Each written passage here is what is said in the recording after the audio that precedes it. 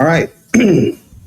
We're here with November Radio today, and they are, would you call it a metal band, rock band, grunge, or your own flavor? Do you have like your own? I think ultimately, we kind of have our own flavor. I'd say it's like in between punk and grunge is what I kind of heard. Yeah, that's cool. Yeah, it's a little interesting. Yeah, we got like different influences like all over the spectrum, right? Like that. We always believe that you can't just like settle with just one genre, right? You need to explore. So it's kind of a mixture of the things that we like, right? Over the years. Yeah. That's cool. So how did you guys come up with the name November Radio? Oh, that's a good one. That's a good one. So going over, so we started back in November, like jamming all the three of us. Last year. Not last year. No, 2 years. 2 years ago. Yeah. 2 weeks ago.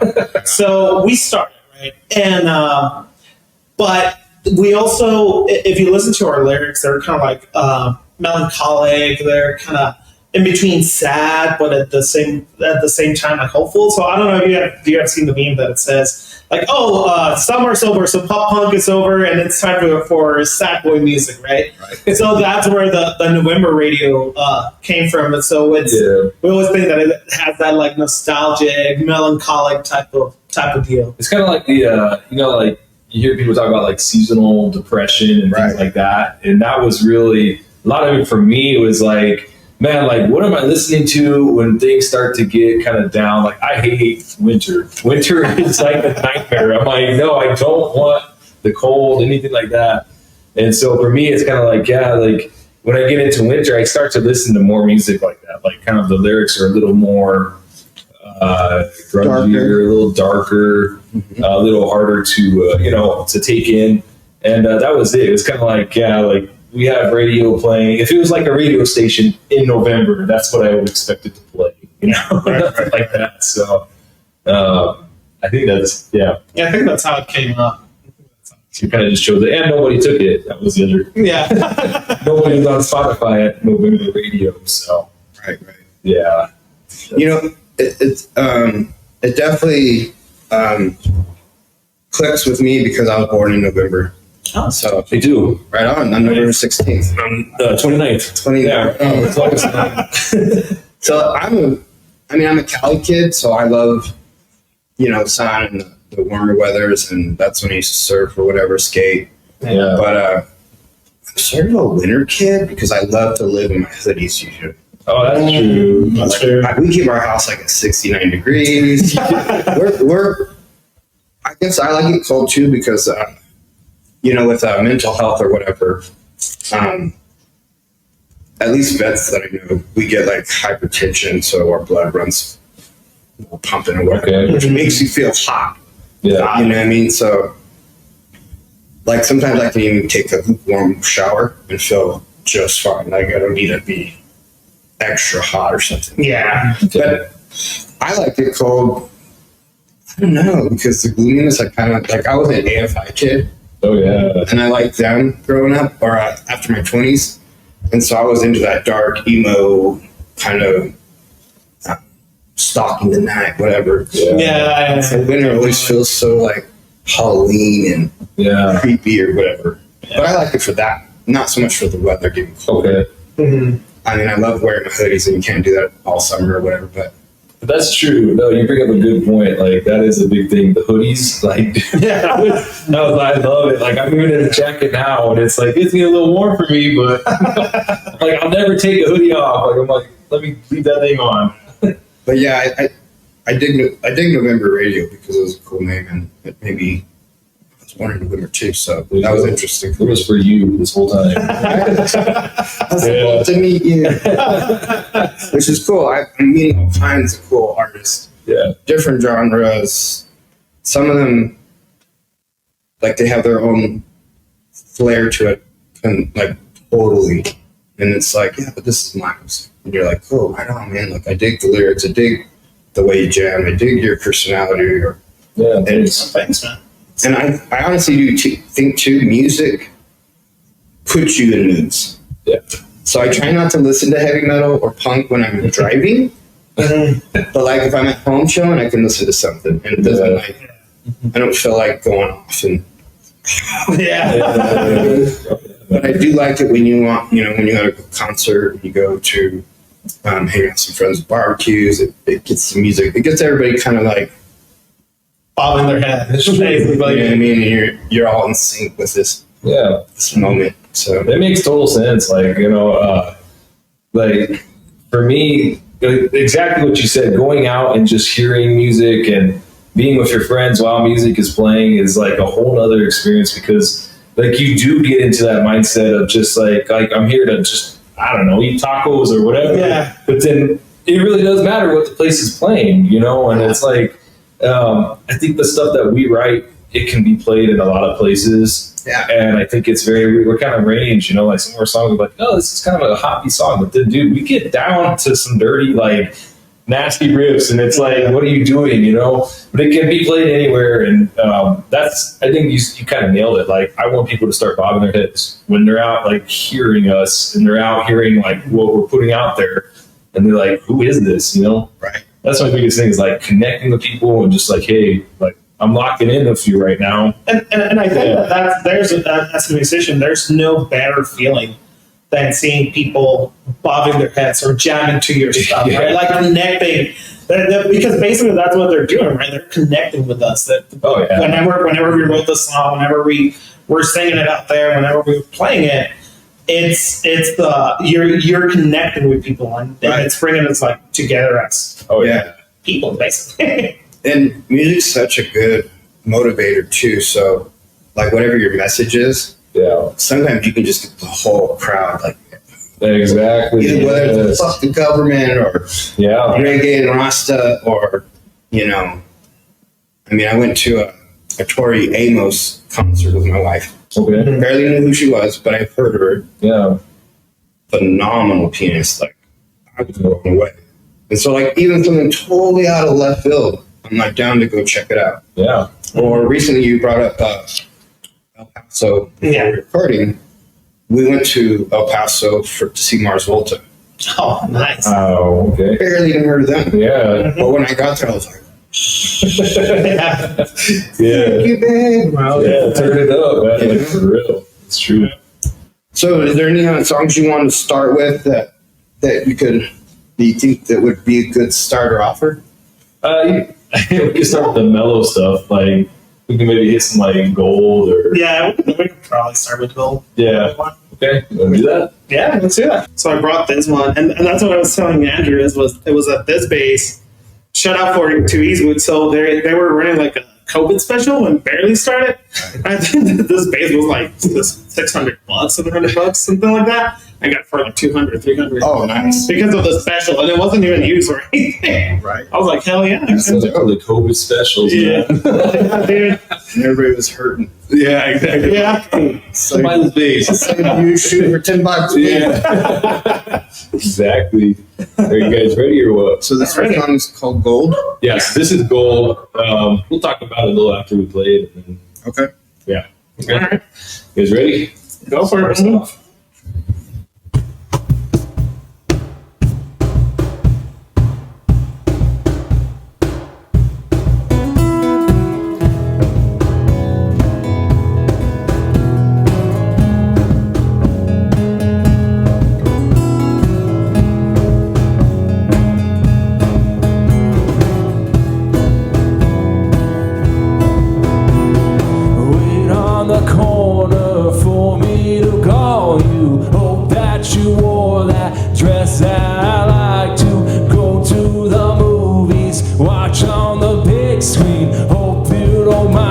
I spoil the ending.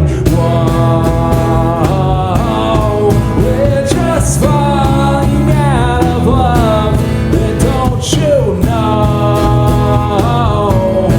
All that glitters isn't gold, or so we're told.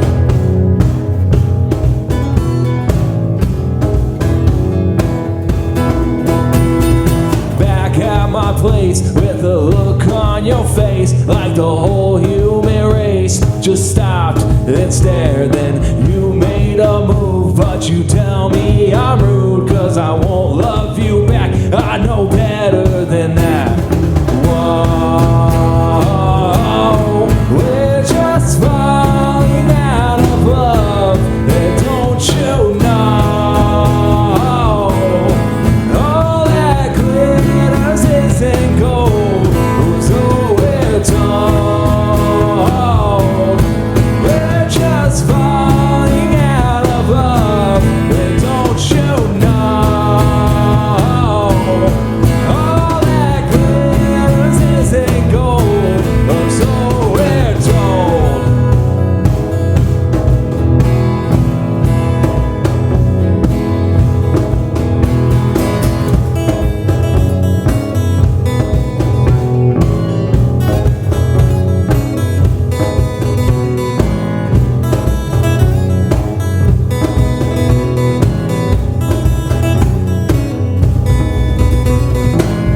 I can't be your friend now that we saw the end.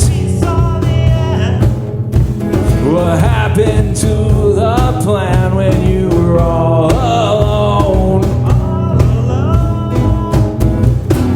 Writings on the wall led me to leave it all.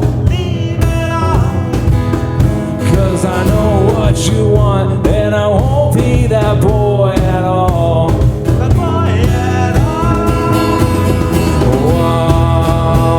Whoa, we're just falling out of love, and don't you know?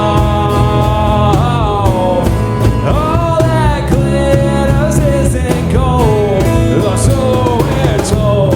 You done it again, you lost all your friends. The love you gave up when you down in the end. And now that you're gone, I'm left all alone with all this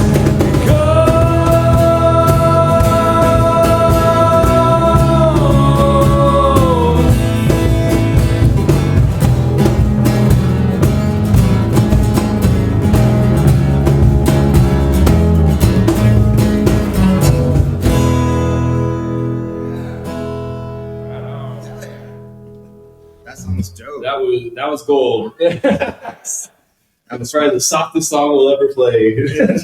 That's dope.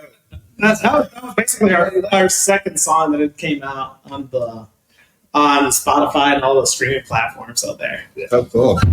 Oh yeah, I like it. It's definitely a upbeat, almost like march to the beat type song, and Yeah.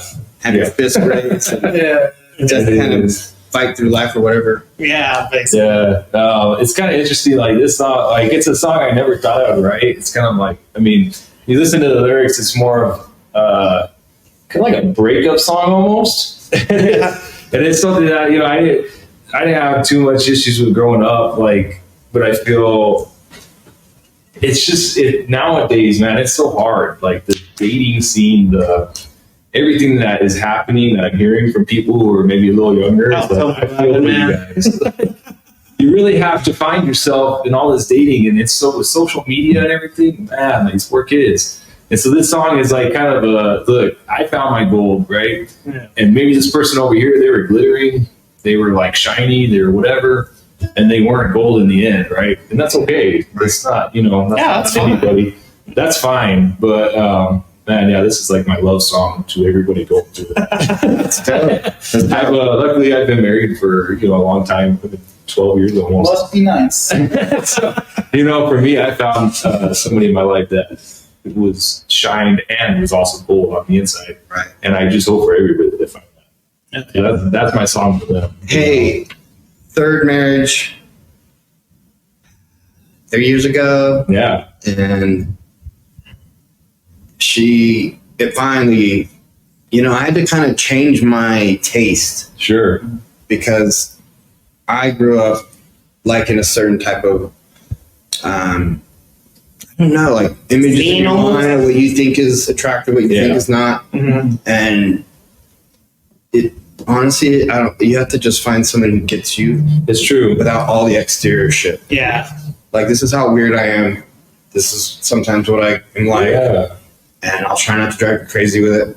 And they're like, yeah, me too. And you're like, okay, cool. Like, Yeah. not No, too bad. it's very Not too true. bad. But Yeah. It is, man. It is. It's kind of hard. Like, I just recently started like a really, really good relationship, and I totally get you because I used to get try to find a person that had like the same taste and everything, but without like seeing the real stuff, the stuff that actually mattered. Right. And yeah, now it's like, I totally get it. Yeah, Totally get my it. wife still doesn't get Slipknot and things like that. Like, come on, let's go. She's in the mosh pit. She's like, what is that? Yeah, no, same here, man. Same here. But like my girlfriend, she doesn't get like a lot of that stuff because we're different, right? But what matters is pretty much what it's inside of her. Like she's the sweetest person ever, dude. And the main thing I think is that even though she might not get it, or she's trying to get me basically what I like and all that stuff, she's not trying to change me, dude. And, Right. And that's the main stuff. She supports me. Like, she supports me through this journey and everything. But that's like, again, that's the song. Like, it's, Yeah. it's like she may seem, or he or whoever may seem glittery, may freaking shine or whatever. But at the end of the day, like if that person, like if they're truly gold on the inside, they're not going to hold you back. Yeah. Steal that from you. And love is an action. Yeah. Yeah. Not just saying, "Hey, I love you, babe." It's No, it's like, how do they Yeah. show your support? Do they encourage you to do this? Do they kind of like say, "Hey, don't forget you have a gig today or an interview"? Because that happened to me with all the stuff that's been going on. I've had like nothing bad, just interviews that are starting to line up and trying to get them all done. And then I have other music stuff that I'm trying to put out. But then my wife is like, "Don't forget you have an interview." That's good. You know what I mean? It is. I was running late just because last night was crazy, but I don't sleep good either. So most of my mornings take a long time with a lot of coffee. But once I smoke a bowl and get some sativa in me, then I'm good to go. And I apologize for this afternoon. I appreciate you actually inviting me over because you're at home in your private space. For the show, yeah, definitely. It might sound cheesy to say this because we try to find the person that matches or fits you like a puzzle piece, right? Yeah. And you want somebody who's kind of rooting for you.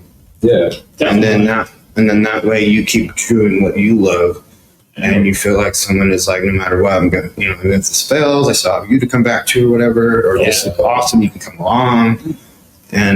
But then also turn around and find somebody who, whatever they're into, no matter how corny or goofy it is, you just act like you're, that's awesome, cool, right on. And it's not to be fake or anything. Yeah. It's just to show encouragement, even if you don't understand what they're into. Definitely. I think that's like the key. Right? Like, Dude, just an example, right? Like, my girlfriend told me the other day, even though like she's not really in the type of scene and the type of music that I listen to, but she was like, "Hey, remember that you need to practice your vocals. Like, I'm here. You can practice your vocals while I'm here, so you'll have that sense of singing for somebody else and everything, right?" I'm like, "Oh, that's pretty Which cool." is wild because then he came to one of our gigs all of a sudden and had these amazing vocals. Excuse me, like, where'd you come? Are you? All of a sudden he was hitting the notes, and we're like, "Oh, it sounds good out here." We got a lot of compliments that night.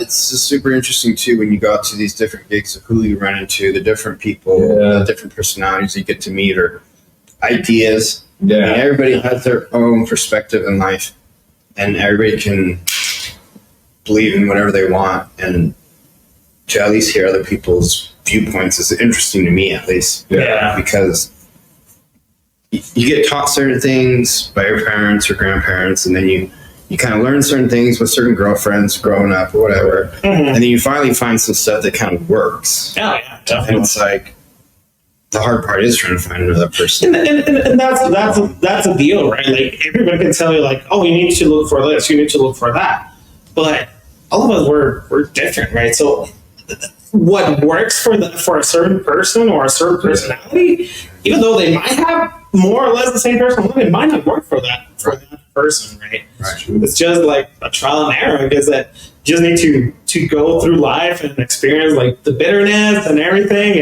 and find what makes you happy and what works for you. So one key fits all. Yeah, Yeah, your idiosyncrasies are important. The little things that maybe drive your wife a little crazy, or drive you crazy, or or the little things we might say that are kind of like, whatever. But it's still like, that's what brings you back to each other, is that Oh, it's very true. these little secrets we know about each other. yeah, definitely. It goes both ways. Like, when if they invite you to like old dude, it's nice. Stay quiet this whole time. He's acting sus. That's when it puts on. I don't know. It's a little hell. But yeah, like when vice versa, like, they go to your shows and support you, you gotta support them when they want to go to like Ulta and stuff. Like, I don't know what that place is. It's true. It's like, It's true. It's a give and take. Right. yeah, just go like, hey, let's look at this makeup. Yeah. I don't know why. And I think that's that you brought up like a really interesting point, is basically saying, "Hey, you're there for me. I'm here for you." Right? It's that Yeah. that you need to support each other. Even like I might not get what she's into or what she's thinking or the movies. I might not even have the same. I might not even like the same movies or whatever. But we're like, oh. She's trying to get me. I'm trying to get her. Right. So we're trying to understand and just work this thing together. For sure. And it's hard to, but I think on a daily basis, you kind of have to like sort of remind yourself that I'm not in charge of you and you're not in charge of me. Correct. The way we talk to each other has to come from like, hey, pick up your underwear, please. Yeah. I'm doing laundry. Pick up your underwear.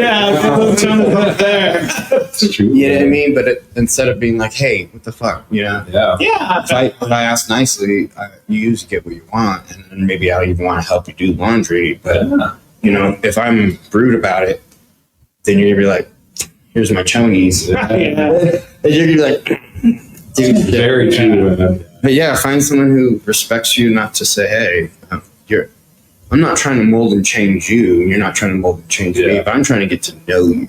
Definitely. And that's cool. You'll find somebody eventually because you don't look very old. Yeah. Take notes, my guy. Dude, I'm like, turn it. Hear you. Enjoy your. Grab it, dude. Grab it. I mean, yeah. Just grab it, dude. Just grab it. See what we got to teach this kid. This It's kid all right. goes in. Take the clip off. No, Manuel, for those who have not met him, is the heartthrob for sure. Yeah. Hey, and just enjoy it because you have so much time to find somebody to live with, and sometimes finding a person takes a long time even to know if you're like, okay, I'm still cool with this or not. It does, man. And for me, that's what we're saying to Manny is that, I mean, at least for me, it used to stress me a lot, right? Because back when I was like way younger, I actually had like pretty much like set up, right? Like, oh, by age such, I was going to get married. By age such, I'm going to have my first kid. And it didn't happen, right? And that started like actually mess with me and I mean my self-esteem and everything, dude. And until I found out like, hey, I'm just a separate dude. Like, I'm going to find somebody eventually. Yeah, luckily I did, dude. It's like you mentioned earlier, it's just like all the expectations you have, and like you probably expect a certain person, like, because we all have different tastes. It's like you expect that one person that you want, and it doesn't happen. So it's like, yeah, you just gotta keep at it. Like you said, I'm young, so it's like I've learned to understand that I shouldn't really worry about it. I'm like only 22 years old. So Oh man, I don't remember what it's like to be 22. Me neither, dude. Well, we've got a decade on Yeah, it. So. I think I was drinking heavily and doing like acid and shrooms and stuff. My knees already hurt, dude. Like, I don't know how you guys always say that. I'm 22 and I work construction, and it's been putting a toll on me. So it's my back, my knees feel probably your guys' age. And I did construction growing up at the same age and everything. I wasn't good in school. I didn't pay attention enough. School was the way, man. yeah, definitely, dude. Savior for all. It is. But it's hard though, because if a gig is over, then you still have to look for another gig. Yeah, Somebody else is building something or whatever, because not every time the company's like, yeah, come along with us. Yeah. You're like, yeah, you're just a carpenter. We'll see you later. You're like, Yeah. but yeah, I mean, Very true. definitely enjoy life. If you find someone who starts like pushing buttons or making demands or kind of talking to you like I'm in charge, that should be a red flag. Run, bro. Yeah, I don't really they're always gonna push you in the right direction, right? Like there's some things like, like maybe I shouldn't be my board just floating everywhere in the house. You know? That's a green flag. Right? That's how I see a relationship, right? Like they should elevate you, not bring you down. Yeah. And it's vice versa, right? If they're elevating you and they're pushing you forward, like you should you should support their dreams and whatever they want to accomplish, right? Oh yeah. Like it's both ways. It goes both ways. And just get used to they're going to probably say 9,000 words more in a day than you will ever.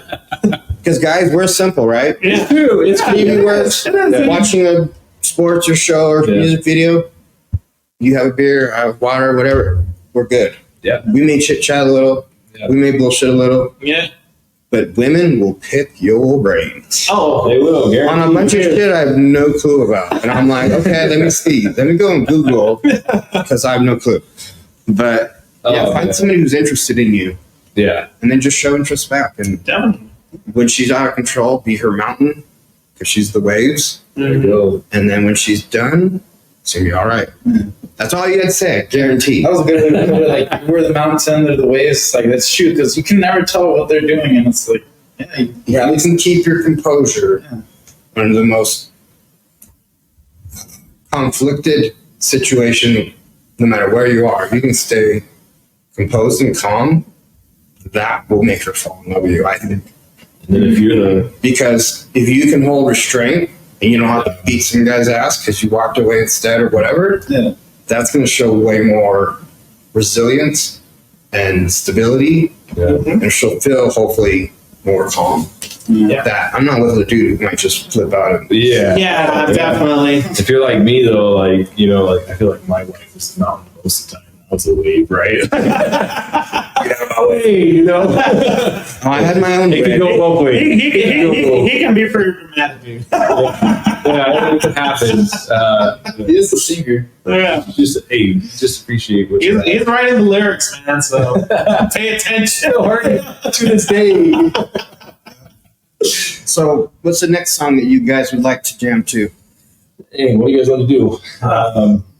We could do Deadbeat, which is going to be on our EP. We can do that. Yeah, I was in for 4 years. Got him when I was like 28.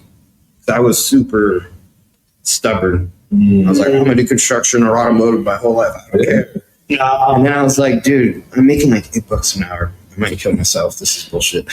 Like, and I went, like, literally walked into the Navy, and they're like, hell yeah, we can get you signed up. Did all the little checks on me and all that stuff, and then they were like, you have a dropped felony from when you're 18 or something. And I was like, so I walked into the Marines just for shits and giggles. I wasn't sure if I was going to be tough enough to go through their boot camp. Yeah. I was like, what do you think? And they're like, do this. And I was like, okay, like, all that has to go. And I was like, I'm not getting rid of my tats. Like, this is crazy. Really? They wanted you to get rid of your tattoo? At your saloon, I'm only. Oh, shit. And then, so most Marines will have tats from here up because they wear their rolled up sleeves. Yeah. The Army doesn't. So we wear long sleeve most of the time. So when I went to the Army, they were like, when do you want to go? I was like, yesterday. They're like, okay, let's pass a PT test. Yeah. They did that same thing that I was being tattooed. Oh, yeah. And the Army was the only one that would actually take that. And I never ended up going, but that was the only one that I actually really did. I did the ASVAB and everything. And I was like, yeah, like, everybody else doesn't want me. And they're like, oh, we'll take that. Like, We'll take it. We'll get it home. Something with you. Right. Yeah. Yeah, we'll do Deadbeat. So this song is coming off of our EP. We're putting out a little EP on the 23rd of May. So we got 2 songs on there. One of them is Deadbeat. One is Cancer. Cancer is just an acoustic kind of deal. Deadbeat, though, is a full studio edition song. Okay. And it's one of the hits at our live shows that people really liked. Yeah, that's why we decided. I think we had another one in line to record, but by the response of the people, we were like, you know what, let's do Deadbeat instead. Yeah, let's give the people what they want. Yeah.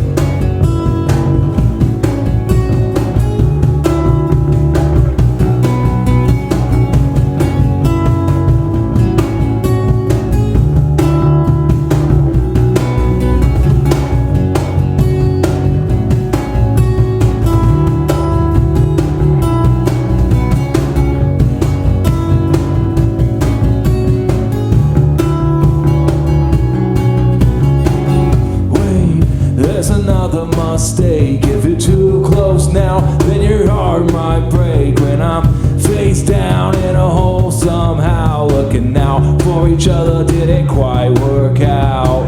Still think we could have made it all better with my 2 left feet in the holes in my sweater that I ripped through when you stole my heart, and you didn't give it back till you tore it apart.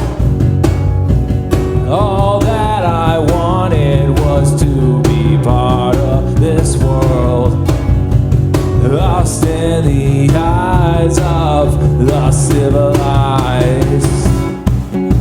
But you wore me out, 'cause you wear the crown that tears me apart.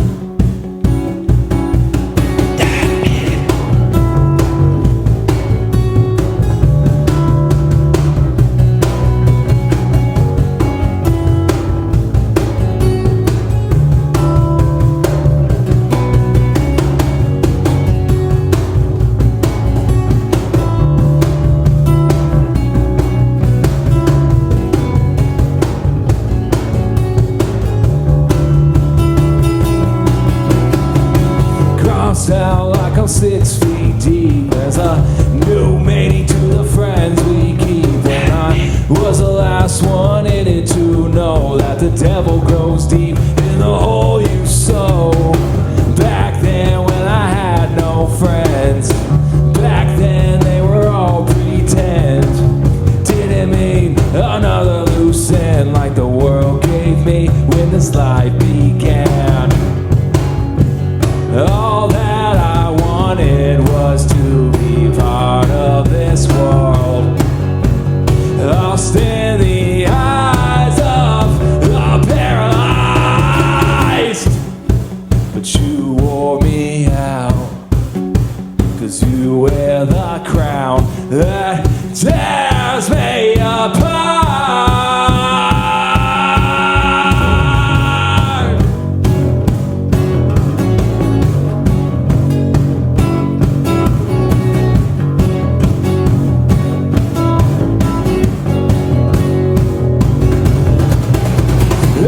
Taste of the bitter sweet.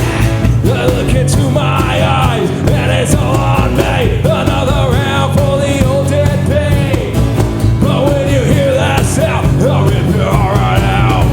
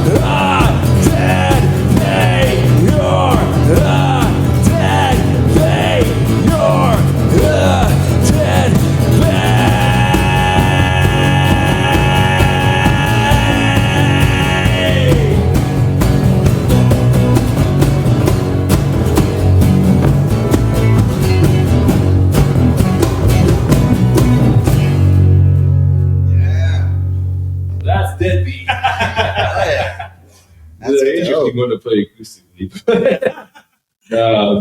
Yeah, we always deadbeat is like the number one. Everybody's like, all right, like these guys can probably hold their weight when it comes to the heavier stuff. I Yeah, definitely agree. I loved it. yeah.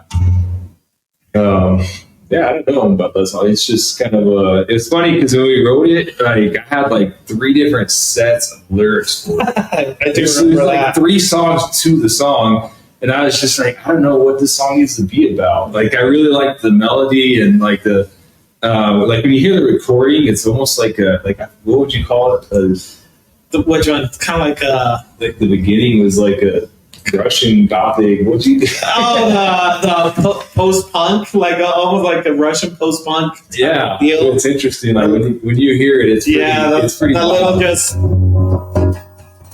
Yeah. And so he wrote it, or like when I wrote it, I was like, kind of does sound like that, like a very like pushback reverby sound. Yeah. And man, like then like the lyrics was the hardest part because again I was like, what do we want the song to be about? And ultimately it was like, you know, like there's a lot of deadbeats out there. You know?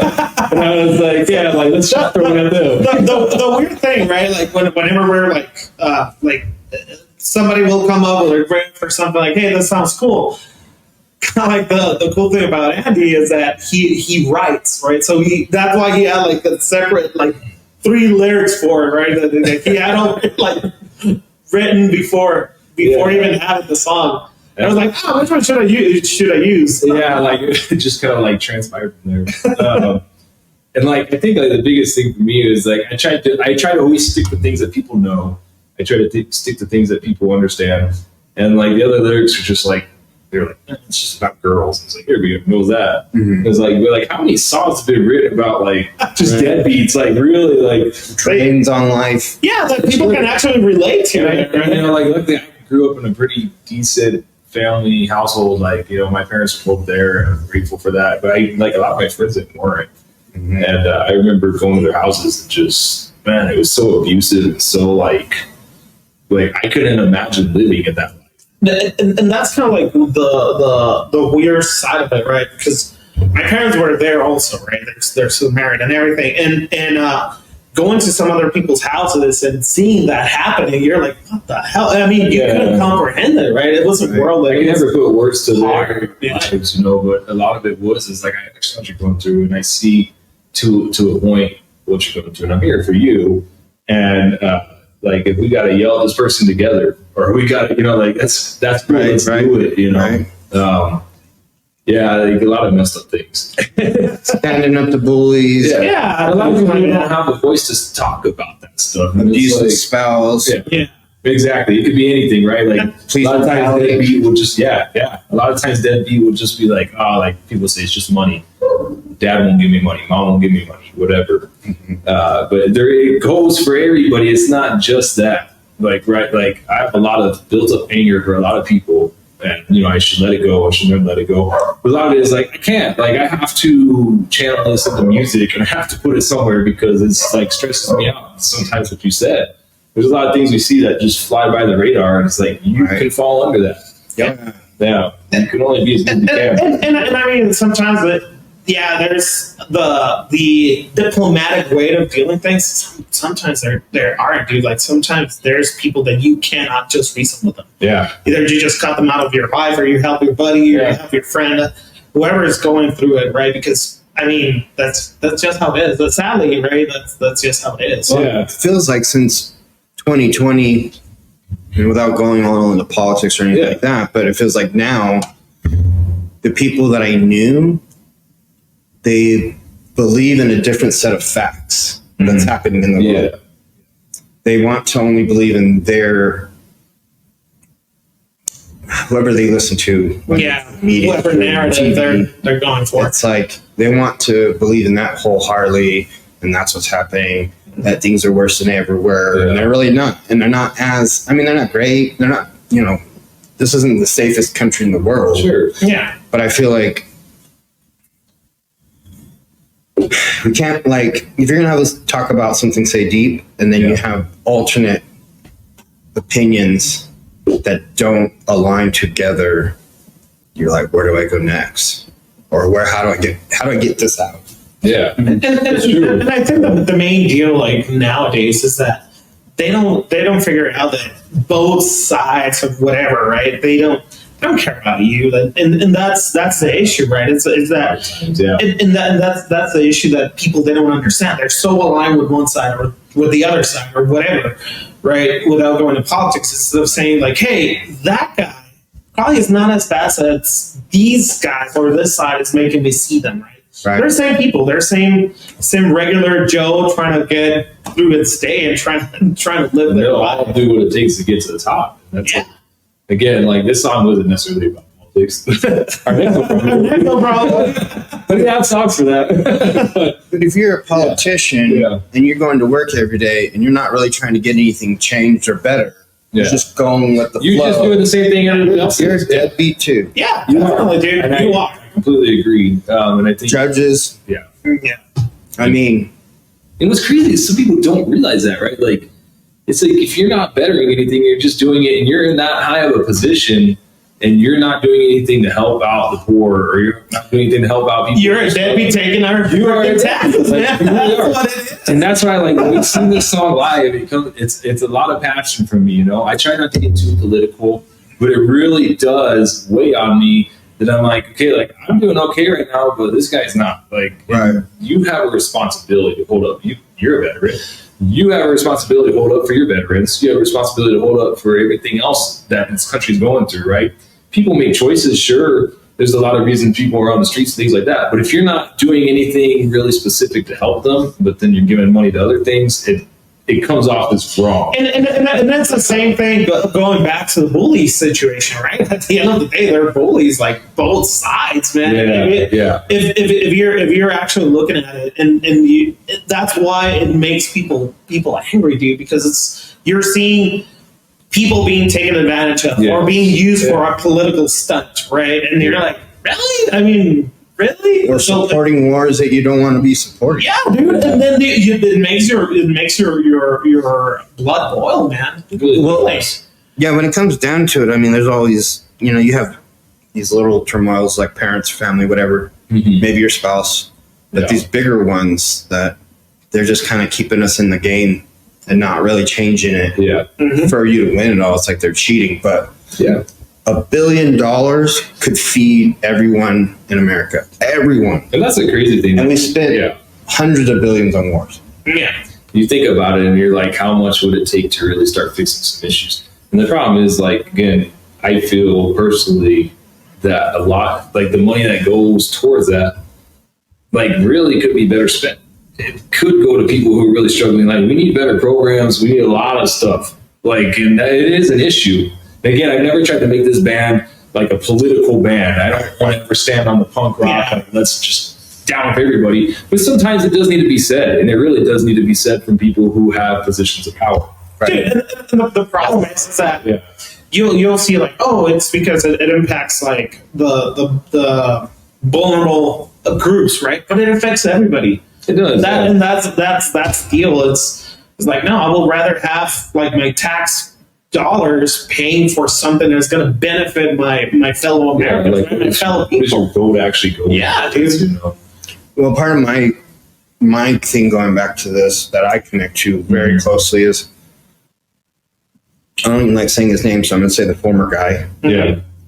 Deported 1,500 vets that were of different, Latino, whatever. Yeah. He deported these vets who have paperwork that says they served and they got deported also. So to me, whether you want to say we're doing it for the border crisis or whatever, you're not doing it to the people that might deserve it. Like, people sneak here and try to do crime instead of get a job.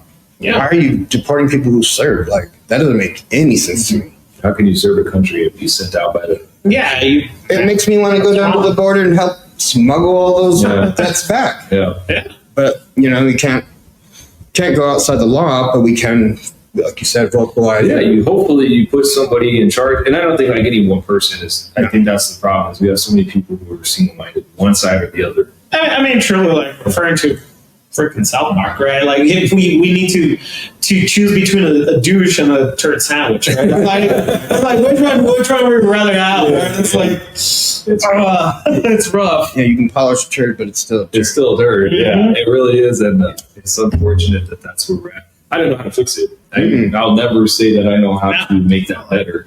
I think that the main thing is people should come together, dude. Like that's how I see it, because that's what they're afraid of. That's what when people, even left, right, they see the problem. It's like, wait a second, it's not us, it's not you, it's actually the guys on top. Then that's when things might start to change, right? Because then you're actually uniting the people that actually wanted to change, right? Like. But the establishment doesn't care. It doesn't matter if it's left, right, whatever. They don't care about changing shit, right? They just want to keep getting themselves richer. They want to pass their politics, and they want to be in control. That's truly, I mean, it hurts to say it, but that's what it is. I feel like we need a pay cap on all. Like, if you're say you're governor, maybe you make 100K, maybe. But I think if you don't fucking do what you're supposed to do, and people don't think you've done a good job, like some of these mayors and governors or whatever, then they need to be out, not just left in. Yeah, and also what they need to wear is wear a jacket with everybody that's sponsoring you, like a NASCAR, so we know who's behind you. Let us know. Let us know who's actually what are your actually. What are your true intentions? Money comes from. Yeah, They'll tell you I get paid the president, right? What is it? Salary like $400,000. Okay, so I can see you're the most important person in the country, you know. But how much money comes behind that from any other deals? Yeah, or who's actually supporting your campaign, and not even underwater, but like who's actually like lobbying for you to pass legislation, right? I think we need to get into the next song. Yeah. The next song is about this. It's about this. I agree with like what you said, maybe like, because I don't know about the politicking area, that whole thing, but I do agree, like maybe we got to add a little bit of love too. Yeah, there does need to be unity, and I think that's where people are struggling right now. Because man, it is like cut each other's throats. And I mean, and we're being honest, that they're doing it. Like the guys on top are doing it. Part of the plan. They're pinning us against each other, so that you don't look up. You're just looking at your fellow countrymen or whatever. You're just looking at them. Like, oh, you're the problem. It's like up there. Yeah, very true. Like I can't change anything by myself, but we can all march and make them say, "Oh shit." Yeah. I mean, they really tried to do it when it came to Roe versus Wade. They tried to do it for BLM or whatever, but we're all fighting about like these individual problems and not saying all of them together. We're all sick of it. Yeah. You know, we would say all of it. We're all sick of it. You got to get out or whatever. Yeah. I don't know what else there is. Yeah, you'll ask everybody. Listen, doesn't matter what political background they are. They're sick of the government. Like maybe every single to some extent. Yeah. It is. You need somebody in charge, but you also need people that you encourage and like the accountability, man. That's the main thing. There's zero accountability. Like here's the thing, right? Like if I screw up at work, I'll get fired immediately. Like right there, it'll be like, hey, get out of here. Or if I'm not doing what I'm supposed to, or if I'm lacking, or if I'm stealing, or if I'm doing something else, I'll get fired on the spot, dude.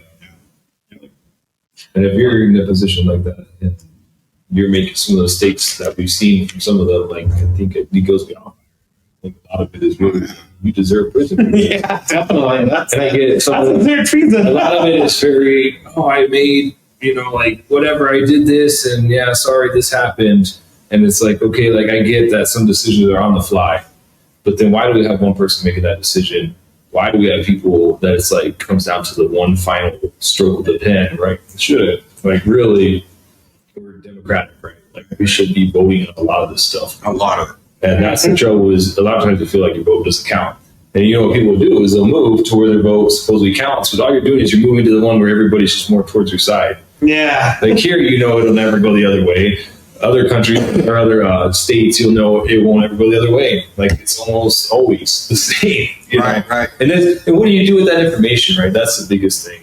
And I think that's like when I wrote this next song I will do, like that was my big thing was like, I don't know what to do. I don't have the answer. I can just tell you how I feel about the whole situation. Yeah. Hopefully it reaches the right ears to somebody that will be able to tell us in the future, somebody that will be able to stand up and say, this is wrong. Why are we doing this? Right. I think that's what matters. So. We're like, we don't really care about whatever money we do. Like, we have our own jobs and everything. Like, let's just do music together. Well off, just like, well off in the sense that we're not going to check off. Yeah, but the drive is to get on to the tour, right? Oh yeah, definitely, man. If it can live from this, like it'll be. The goal is like, I think ultimately, if you kind of pull it together, you're good enough that you can relay music forever. Do it. That'd be like the dream. But that sounds young, It was like I like playing guitar. Like singing is kind of newer to me, but I think it just had so much stuff in me that I wanted to say, and I could never push it out until like I was like, maybe if I played like rock music more, you know, because I wasn't like I've always liked rock, but like I didn't listen to it as much growing up. Yeah. And then like when I started discovering more like the screamo stuff and punk bands and all that. I got big into Corey Taylor for a while. Like, Yeah. Oh yeah, dude, soul like music. even doing like his Stone Sour stuff is like wild. Like Oh, I remember that first album they put out, I was like, dude, next level. And I didn't even know it was him until like later on I was like, that was him, no wonder I liked it. You know? Yeah, I like his music a lot. And Yeah. what he says used to resonate a lot because there's a lot of that. I'm a Scorpio, so I like that silver tongue kind of. Yeah. Like, Okay. if I offended you, you needed it. Yeah, exactly. Yep. That sounds like a Scorpio thing to say. Through the arms, that's what you get. Yeah, dude. It's true. I'm like that too. I mean, I'm not, I try not to be. I'm just like, at the end of the day, though, some people need to hear it. And I say things that it's like a lot of my family, they hear things that I feel like it hurts their feelings. But I don't mean to. A lot of it comes from a loving place, but it's also like, I'm just. Comes from hurt too. It does. I've been hurt by a lot of people in my past. And yeah, either way. Yeah. On this government thing, you ready? Get it out. I'm ready, dude. Go for it.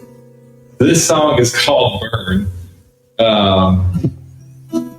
And just to give a little backstory, this is like when all the riots and stuff were happening, the Black Lives Matter, all that stuff. I think this is what was going through my head. Like this song in general is like just I didn't know how to help. And I don't have the answer, and the song is just talking about it, you know. And I think a lot of times it's just like people finding out what's good and what's bad for themselves and just sticking to that. I think that's the important part. So the song is.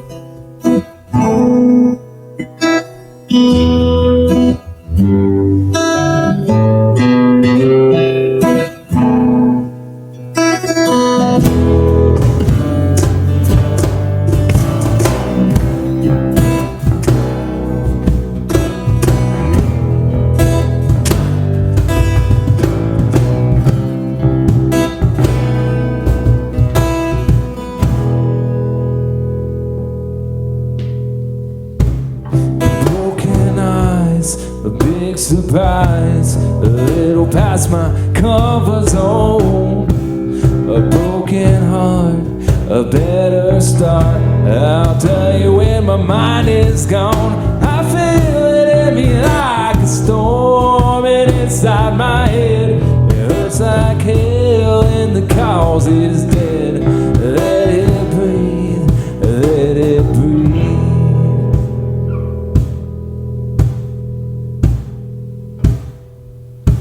We always knew that the talk was cheap, the price was low, the feeling's real, but the action's slow. Look better in the magazines, painting pictures of a violent scene. I knew if I had to choose, if I had to lose, if I had to be the enemy, if I had to choose a memory, I'll burn it down for the world to see.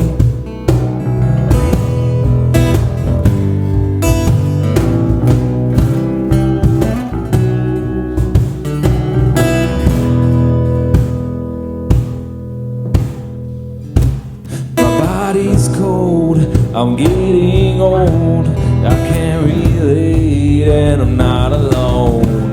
I breathe it in, I let it go. They told us lies, but we're not surprised. They say the winners are the ones that tried, but you can't get back what you never had. When the world's on fire and it's going mad, yeah, they knew that the talk was cheap, the price was low, the feeling's real, but the action's slow. Look better in the magazines, painted pictures of a violent scene. I knew if I had to lose, if I had to choose, if I had to be the memory. I burn it down for the world.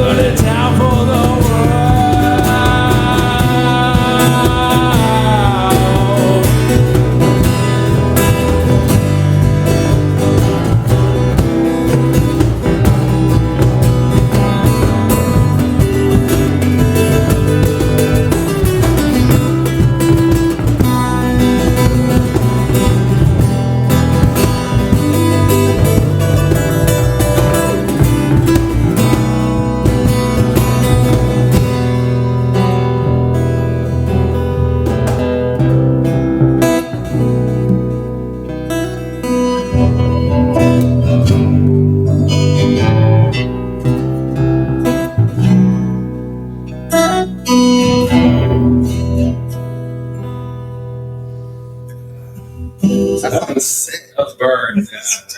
I think Kind of a bluesy jam. Right? Yeah. Maybe So, feel like yeah. standing up and marching. Like I really when I wrote this, man, it was before I even met these dudes. Like this came before, and like I remember showing you and actually cool jam. Like, Hell yeah. a lot of it, like again, this has happened in like pre-COVID. This is like we had a lot of stuff going on. There's every they want to march to a lot of things, Yeah. and like that was my thought. Like I was like, man, like I resonate. I feel the hurt. I see what's going on. I see it, and I don't know how to add to it, right? Because I'm not a very big like get out in public and do that stuff.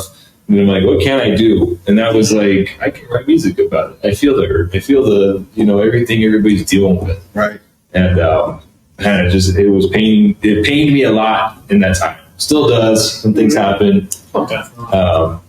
But I think ultimately this song is just like, I don't know how to help you guys, and here's my song to you. Right. Like I feel you. I feel what you're talking about. Right. Yeah, what you're going through. I think the music helps a lot more than people realize, because Yeah. when you're jamming in your car and you're on your way somewhere, whatever, you're thinking about stuff and things are going through your mind, and you're. I mean, you cope with stuff if you want to put it like that. I mean, yeah, like music. I mean, there was some time that I was actually like really, really depressed. Going back to that mental health stuff, and I mean, music helped me a lot. Right. Like music was the thing that grabbed me out of that hole, and people they don't know how powerful music can be. Yeah. Truly, and yeah, I'm alive because of music, dude. Like, Right. Truly.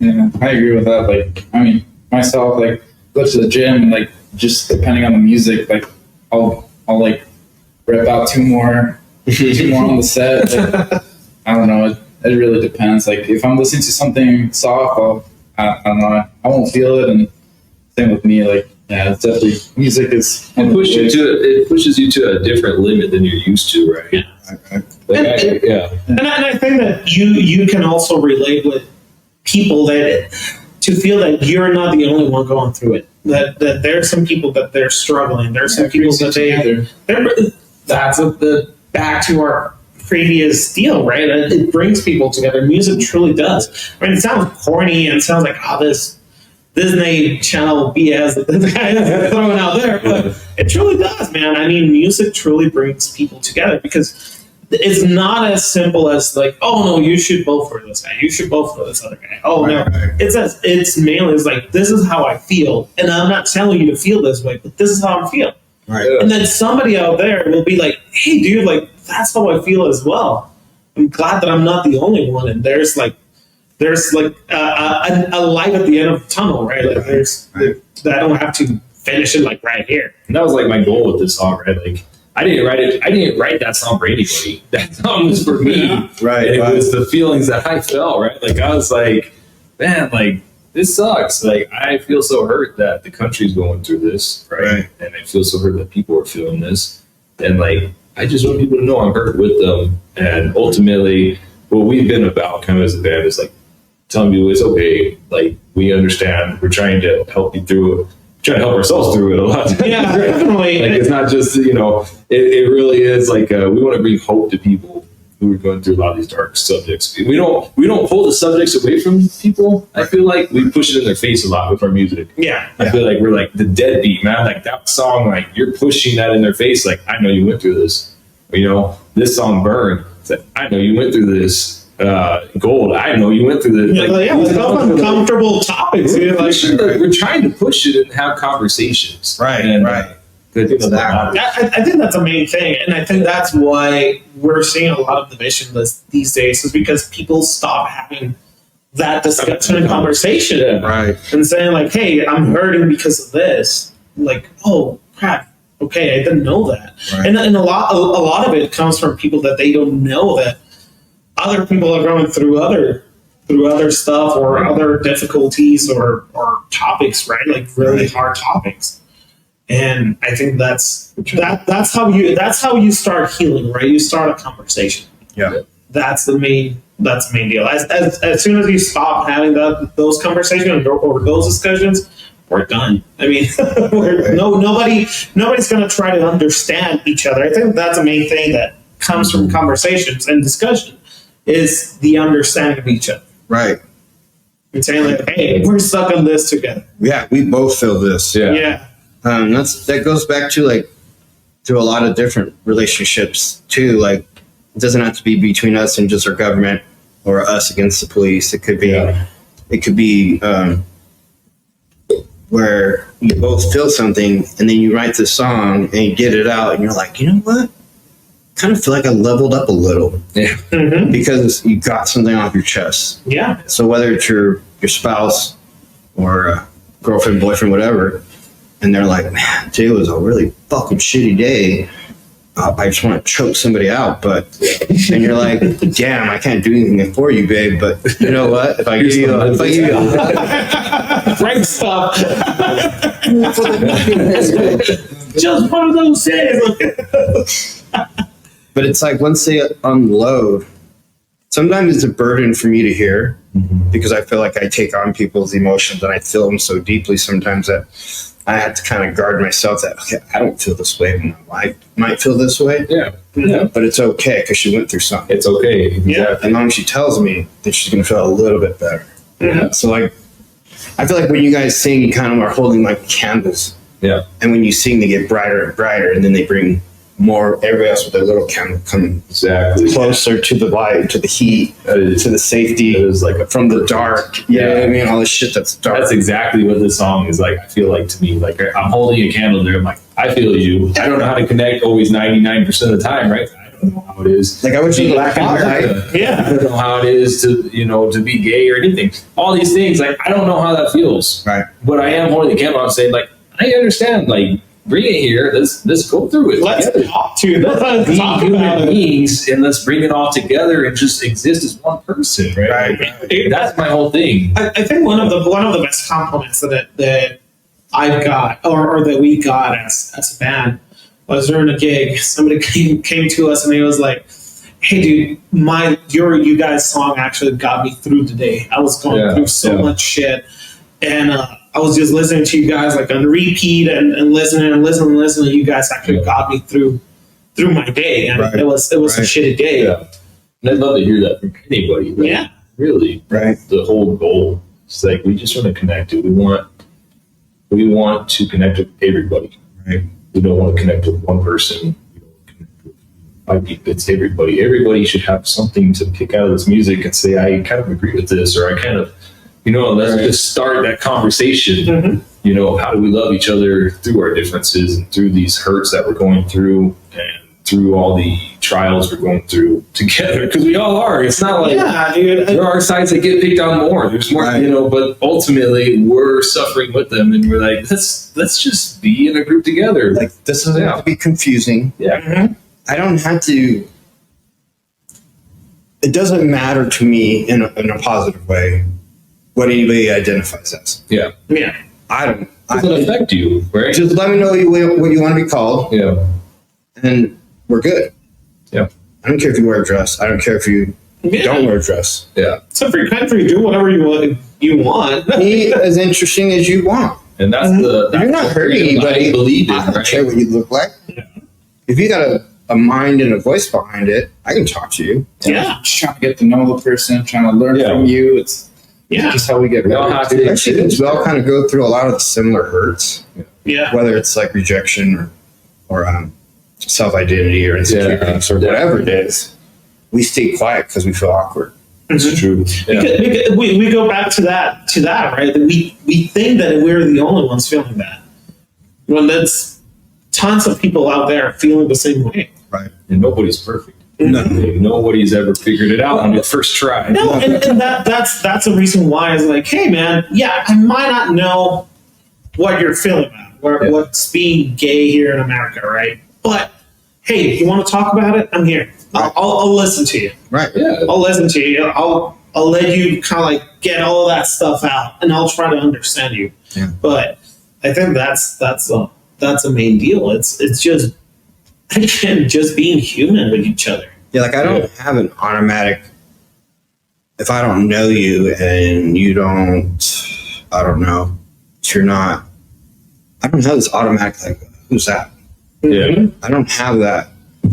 I may be like, oh, well, that's interesting. Okay. Like I've seen people walk into a grocery store wearing the thinnest shirt possible, Yeah. and she's not wearing a bra, and I'm like, wow, okay. But I'm not like hating on you. But you're brave to not be aware that everything's kind of showing. Yeah. Whatever. I wish I was that confident to wear some other stuff, right? I think people try to fit like personalities in a box a lot of times, and I'm guilty of it too, right? Like I've done that like in my younger years, and nowadays I'm just like really like, man, like be who you want to be. I love you either way, and like let's just spread that. Like let's stop judging each other based on looks or whatever. Like it doesn't matter. Like let's just start being human towards each other. That's We lost being human, right? Like it's so much, and I do blame social media. I blame a lot of things. Like it really, government affects it a lot. Everything affects it. We don't know how to act. Right. That's on us, right? Like, I mean, they used to say like put yourself on their shoes, right? It's the same way. It's like try to understand. And a each lot of other. people will say like, well, if you don't like it, go to another country. I've heard that. And I'm like, no, how about you fix where you're at and like let's just be better as people. Like let's not be so judgy. Let's not be, because we've all messed up ultimately. It's just be good overall. Like, let's just be a human. Like be human. Be human. That's like Yeah, because you can't. I mean, there's some people out there who 100% reject something different. Yeah. They're just like automatically, whether it's the race or the way you dress or what you identify as or whatever. Yeah. They're just like, I fucking hate those kind of people. They're gross or they're ugly or they're crazy or whatever. And it's like you don't even stop to like say, hey, so what's your favorite movie? Right? Because we all kind of grow up watching stuff. Oh, you play guitar? Where did you start getting into music? Like, I don't give a shit what you look like. As long as you're a decent person and you don't say shitty things. yeah, dude, that's as simple as that. Hey, do you want to go and grab a beer or go and grab dinner? I mean, let's go and talk. We forgot. Smoke a J and watch a documentary. Yeah, dude, like be human, dude. I think everyone has an interesting story, but we feel like we don't have these things we went through, things we learned, people we interact with that you're like, fuck, what an asshole. And it's like all that stuff is important because it molds who you think like, what you feel like, what you see things like. And I just know that people who are generally nice or open, I never have issues with it, ever. Yeah. I never have issues with people who are like, hey, what's up? And they'll talk to you. But people who are like, that's the way I think, everybody in Brown needs to go. Like, well, maybe all you need to go. Yeah. Go move to Texas. We're trying to move, I think, like the balance. And I think it's not going to be, it's not like it's going to happen overnight. But I think acceptance of everybody it's important. And I think acceptance of just all colors, all race, everything. Mm-hmm. It really does matter. Because at the end of the day, none of us are better than each other. And I think that's what people think a lot of times, is that, like, I'm different than you because of this. Yeah, you're different. Doesn't mean you're better. Doesn't mean you're whatever. But there needs to be no scale system, like, right? Like, ultimately, I'm created equal as you are, as anybody. Mm-hmm. You know, we all have the same shot here. And I think that's how it needs to be. I think that the main grading system is, are you a POS or you're cool? That's it, man. That's it.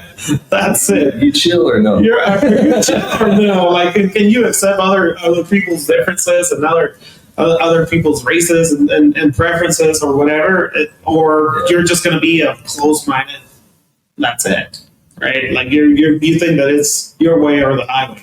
Right. I think that's where the issue is at. And then it does need to be some grace period, because a lot of people don't understand it right away. And some people never will, I think. Like, right? Like, I didn't always understand everything right away. I still don't. I don't claim to. But I think it's starting the conversation. I think that's the biggest thing. Going back to that, as long as you have that discussion, as long as whoever disagreeing side meets in the middle and says, like, hey, man, let's talk. Okay, what are your issues? What are your problems? Why are you the way you are? This and this and that. Oh, it's because of this. My past, this affected me. This is why I'm this way. You could be more understanding. Saying, oh, cool. Then probably what I was taught as a kid probably was only in the perspective of the experiences that my relatives have. Mm-hmm. Right? Yeah. And that's true, right? We only know what we know. Mm-hmm. Right? I mean, we are afraid of the unknown, because we know from our parents, we know from our relatives, we know all of those experiences, right? That there's something, oh, careful with this, careful with that, careful with this other thing, right? Stay away from this. But then you go through it and you're like, but my experience with this certain thing wasn't bad. Right. Like, it actually helped me, right? And again, it's I think that it's trying to put people on different boxes and saying, like, this works, and it's like, it might have worked for you, dude, but it doesn't work for me. Yeah, like that's just how it is. A lot of it doesn't make sense to me either. Like the whole border patrol. I'm not saying we need wide open borders, because obviously so many people come that we don't even know what to do, and then the line to get in legally is like, it's a lot. Over 10 years. Yeah. It takes like over 10 years for you to like have a job, be good, and then get that shit signed off. And I used to think, hey, you make it here, good for you. I don't care, as long as you're not coming here to do crime. Like, if you made it, then good for you. But it's expensive to live here, to feed yourself. It's expensive to do anything. So if you do make it here, you're going to be working your ass off, even if you make it, because it's not just milk and honey here. Yeah. I mean, food costs way more than it should. Yeah. The dollar's worth diddly squat, honestly. Honestly, everything's going to crash soon. Everything's going to crash soon. Medicine, dude. Trying to medicine and going to the hospital, dude. That can a lot of money. That can bankrupt a family, dude. Like, straight out. That's one of the things. $20,000 in medical bills and holy but Jesus around nowadays. Like, really, holy.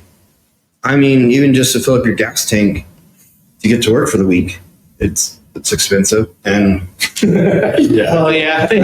a lot. Like, you want to say, good job, you made it past the finish line. However, it gets harder from here. Like, I know the walk across the deserts was insane. Yeah. Keep that motivation going Yeah. and work your ass off. Go for it. Which my dad's owned construction companies my whole life growing up, and he says that he's always hired Hispanics and Mexicans because they work their fucking ass off Yeah. and they show up. Yeah. And it's like if you're over here already and you're bitching about not having a job, you're not looking, or you're saying I'm too good for certain jobs. Yeah, Yeah. that's true. So if you're bitching about the employment rate, you can't just sit at home on your computer and make $100K. Oh, Sorry. yeah. You got to get out there and get your hands dirty. Yeah, Yeah. definitely, man. I did construction, automotive, other odds and ends, lawn care. I mean, whatever was hiring, I was like, I'll do it. Fuck it. Yeah. I'll learn. Yeah, dude. But if you're not like that, which I know a lot of Mexicans who come here are, they'll work construction during the day Oh, yeah. and then restaurant at night. Yeah. I mean, legit all the time. And Yeah. people are like, oh, I want a job. It's like, Yeah, no, dude. Yeah, like how do you? I'm not gonna pay $100K. It's like no, that's not work. Like I was raised in Juarez, dude. As a matter of fact, I was born in El Paso, but all my life till high school, I was raised in Juarez. Mhm. The only reason was my grandparents were there, and both of my parents worked, so it was easy for my grandparents to take care of me. Mhm. And then when I went to college, of course, I was motivated of shit, I need to do something, right? So I wasn't like relying like, oh, I should be getting this. No, it was you know what? I'm gonna get myself like 2 part-time jobs so I can pay for my and yeah, dude. I mean, I didn't have the best GPA out there, right? But at least I was debt free, Right. because I was paying for all of that because I didn't want to become a burden to my parents. Yeah. And that's kind of like the mentality that people need to bring or need to have here if they want to make it. And still up to this day, right? I mean, yeah, there's some days that I don't want to get up. There's some days that I don't want to go to work. Then I wish that I could do just music, right? But I mean, unfortunately, the world doesn't work that way, right? Especially here. And it's rough too, because unless you find someone who literally does not care about the financial income that you bring in, like it's enough to be, happy, comfortable, but she's not like, oh, you don't make so much. It's like finding that person who just wants to make this work with you, however make it work, Yeah. is so helpful and encouraging, Mhm. because you're not worried so much about your status of I make this much, or I drive this car, Yeah. whatever. And that's one of the things that I try to, whenever I was dating, right, I was trying to like keep it like, I don't want to say hidden because it's not like I was lying, but if it wasn't necessary, I didn't want to bring it out, right? Because I want somebody to like me for who I am, not for what I can provide. Right. That's why I was like, I always keep it on the on the low profile, right? I'm like, I mean, how much I'm like, I don't know. I'll just keep it like, I'll keep everything hidden just because, again, I want people to, or people in general to like me for who I am, not for what I got. Right.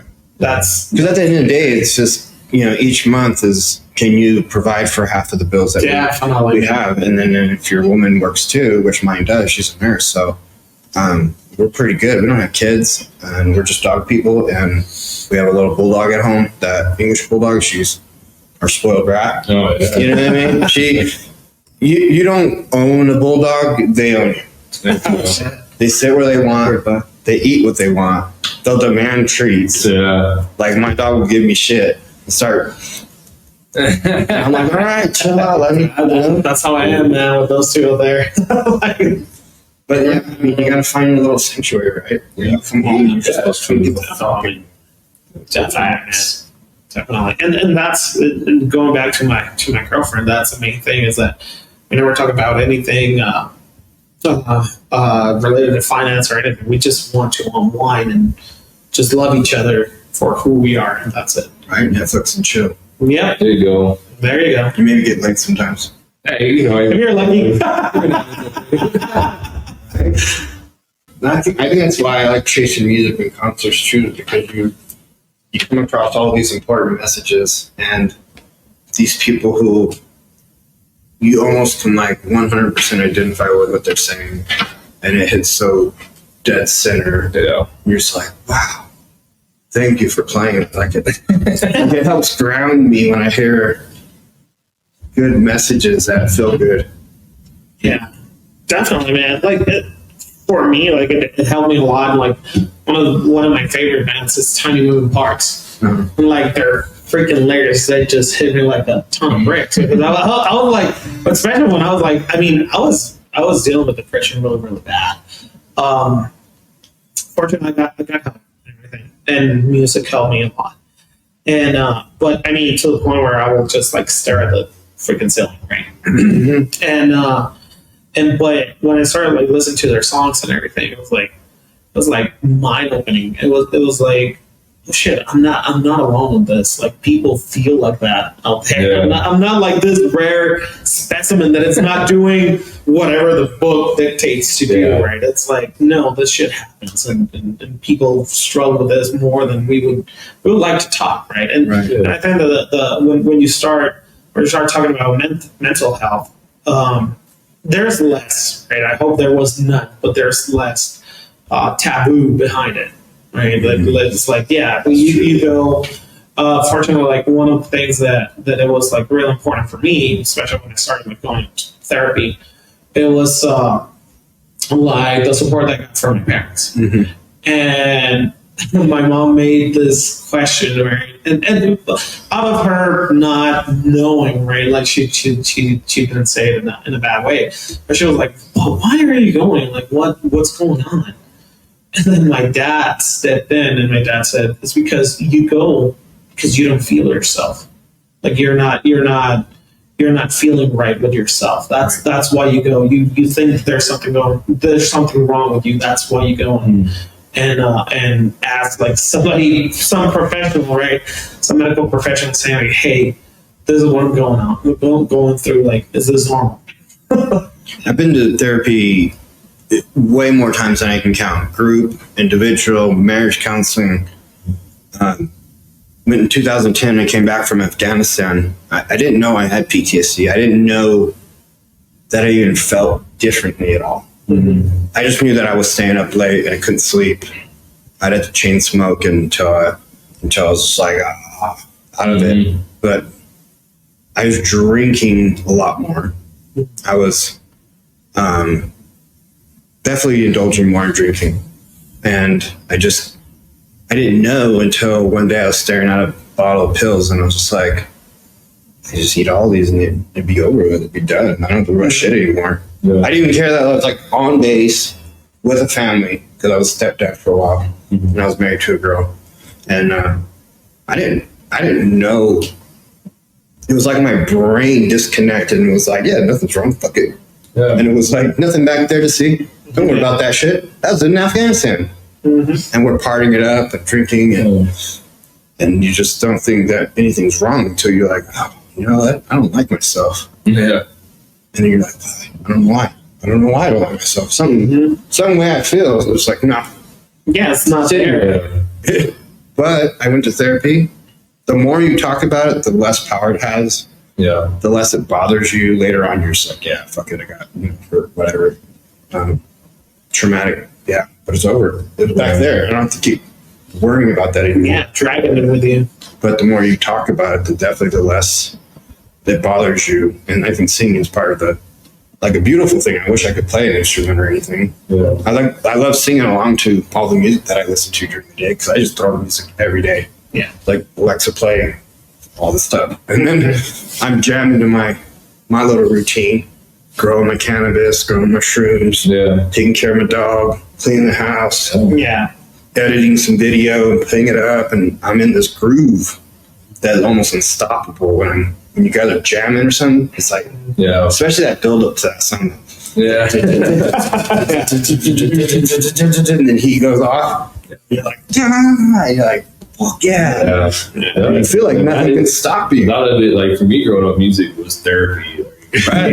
Yeah, definitely. Yeah, I agree. Like a lot of I had a lot of friends who they're into like rock, and I started getting heavy stuff. I was like, give me some Slayer, whatever, put something crazy out there, And dude, like the heavier it was, the more I connected, and the more I was just like, this is so cool, and I feel like they're screaming stuff that I like, and I know and I understand. And it was cool, man. Like to know that people resonate with that. Mm-hmm. So I don't know. We're gonna play this next song. Yeah. This song is we'll do "Hold On." So this is like the first song we put out. Okay. That's the first song that we actually came up with. It's kind of a long song, right? And it's like, but it was one that we just had, like, it was our therapy. It was like, this is the stuff I've been trying to say. Like, this is what I'm trying to connect to, because I feel it, and I feel it in my bones, and I feel it.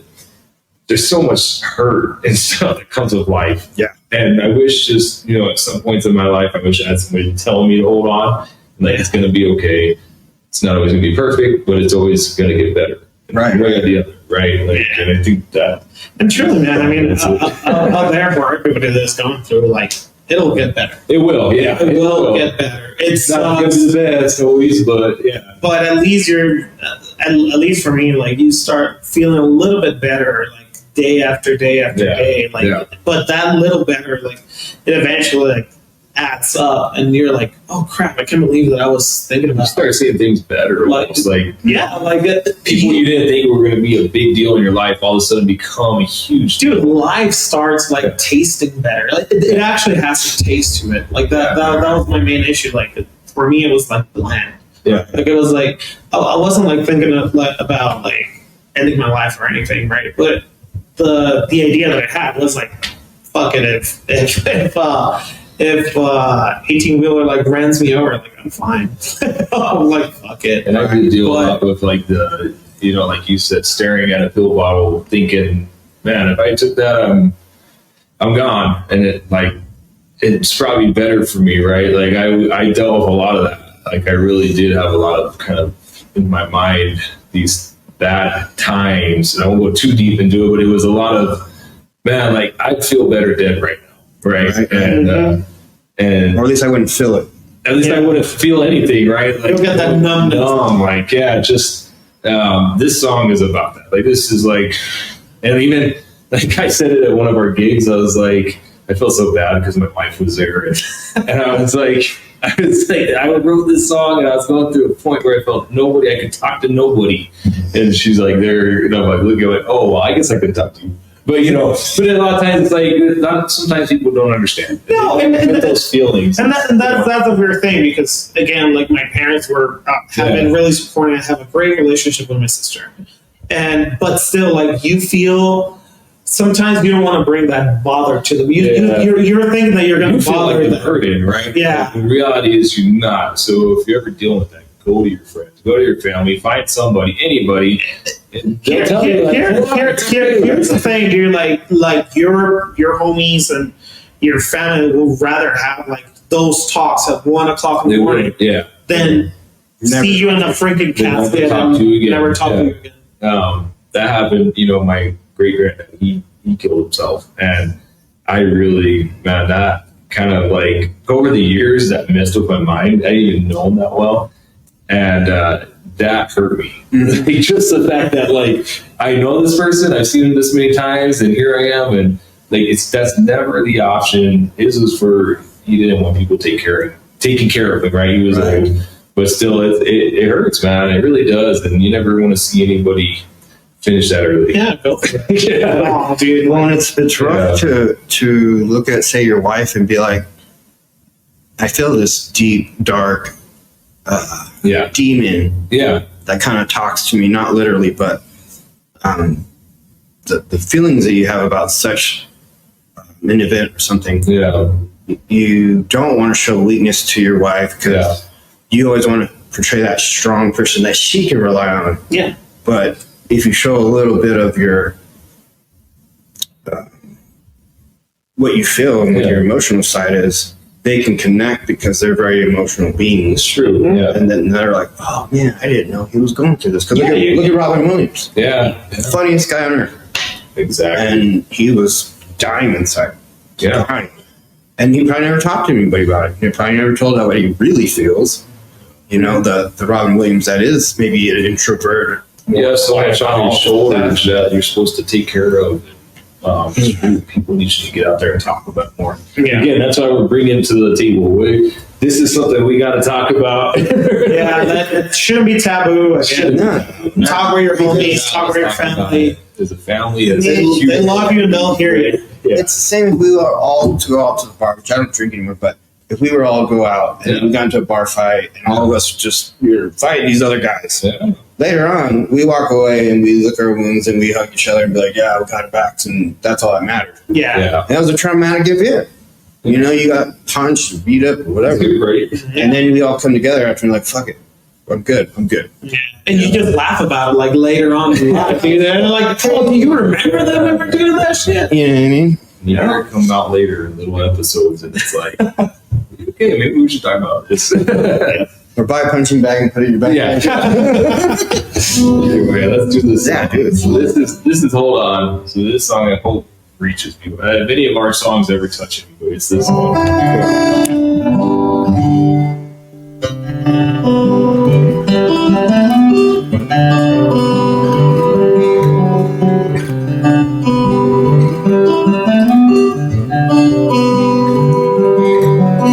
I feel like I'm where I need to be.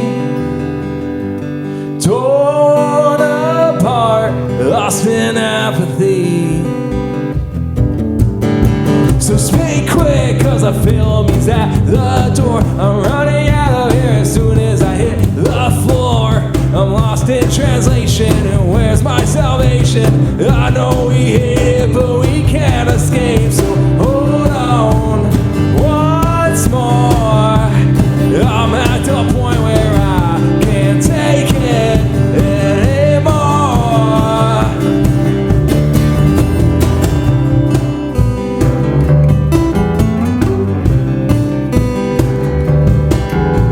Sound like hearts filled with destiny. I'm a wreck for the enemy. So stay quick, cause I feel me's at the door. I'm running out of here as soon as I hit the floor. I'm lost in translation, and where's my salvation? I know we hate it, but we can't escape. So hold on once more. I'm at the point where I can't take it anymore. So hold on once more. I'm at the point where I can't take it anymore.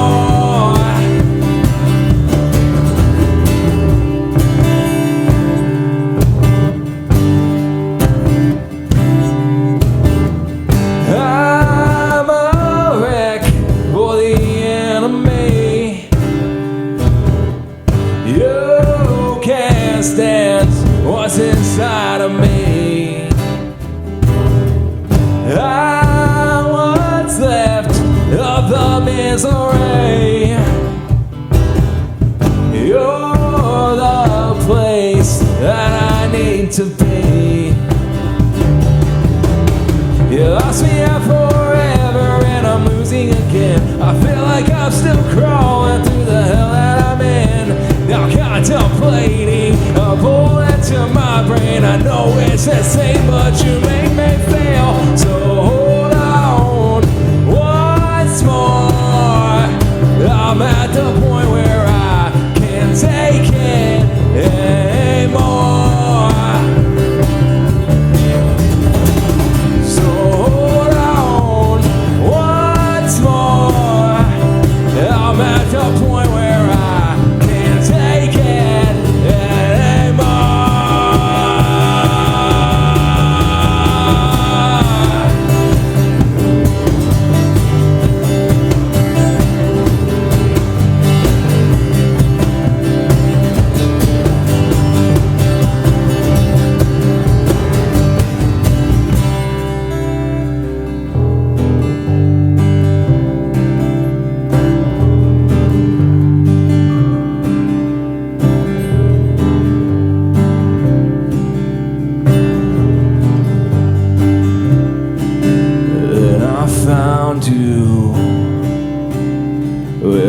found myself last year, hiding in the corner of a room with no walls, where everyone can see, but no one cares to stop the bleed.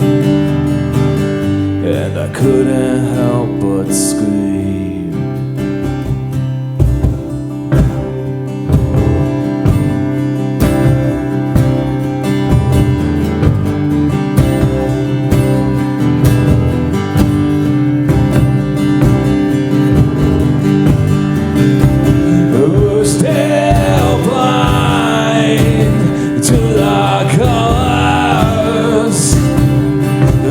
This fragile world,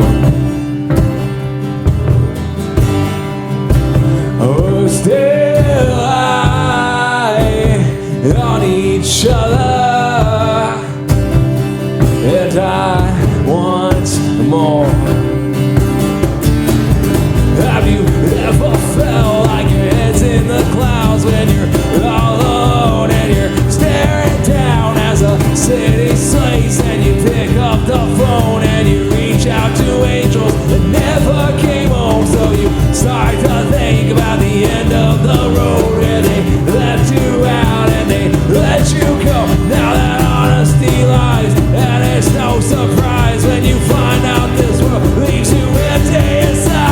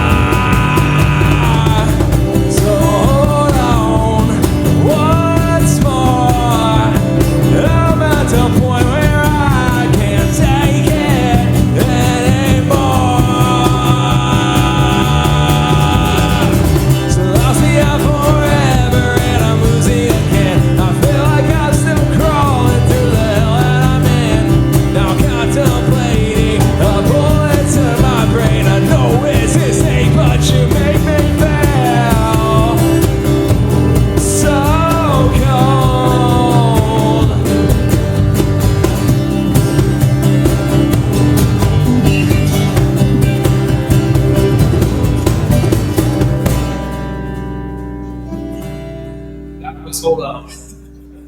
Dope song. Hey, It's a really dope song. Thanks. I appreciate all this music because like I said, I grew up grunge, punk, ska, yeah. skater kid, surfer guy, whatever, beach bum. Yeah. So I love all that music. It's just helped me grow through all these years too. Right. And so, Definitely, man. it's great that you guys are making new music that I've never even heard. So I'm like, Yeah. all right. I like this. That's good. Yeah. That's good. I had a good time too when I met, saw you guys at Echo. Echoes, yeah. But not with you guys at all, but my own personal problem sometimes when I record is I can hear so much of the background noise, people talking, clanging the glass, all that stuff. Yeah.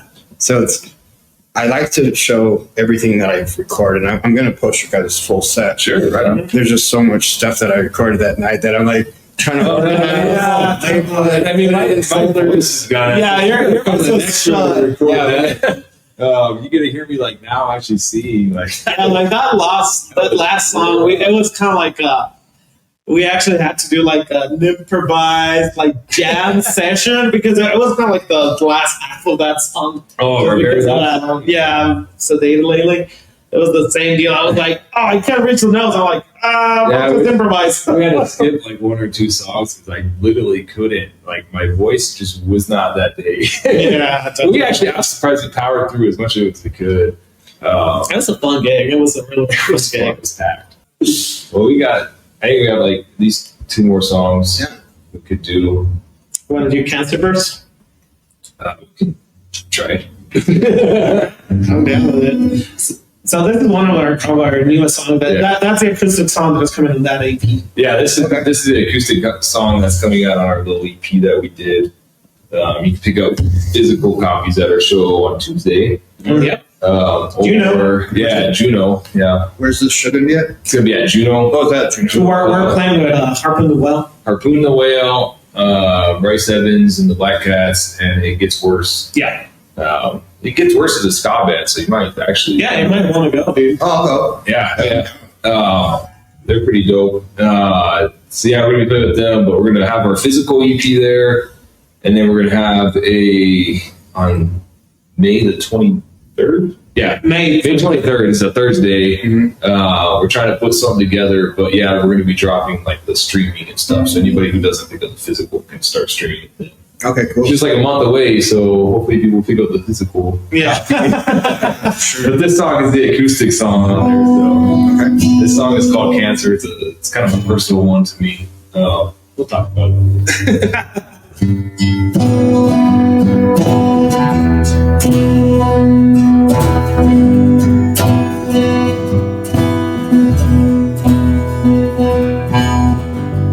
Breathe out and let the cancer in.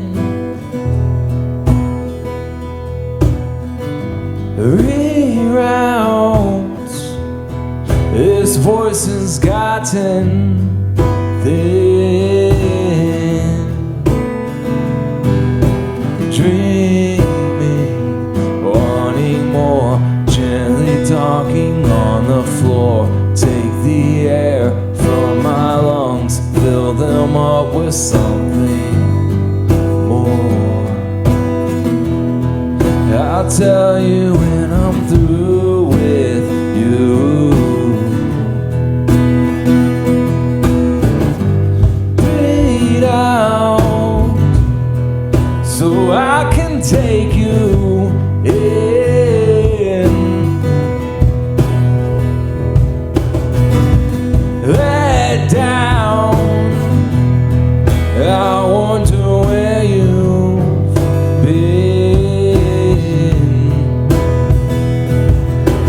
Pleading, wanting more, gently talking on the floor. Take the air from my lungs, fill them up with something more. I'll tell you when I'm through with you. I'll tell you when I'm through.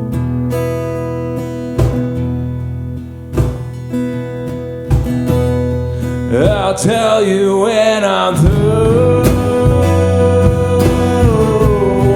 I'll tell you when I'm through with you. I'll tell you when I'm through. I'll tell you when I'm through. I'll tell you when I'm through with you.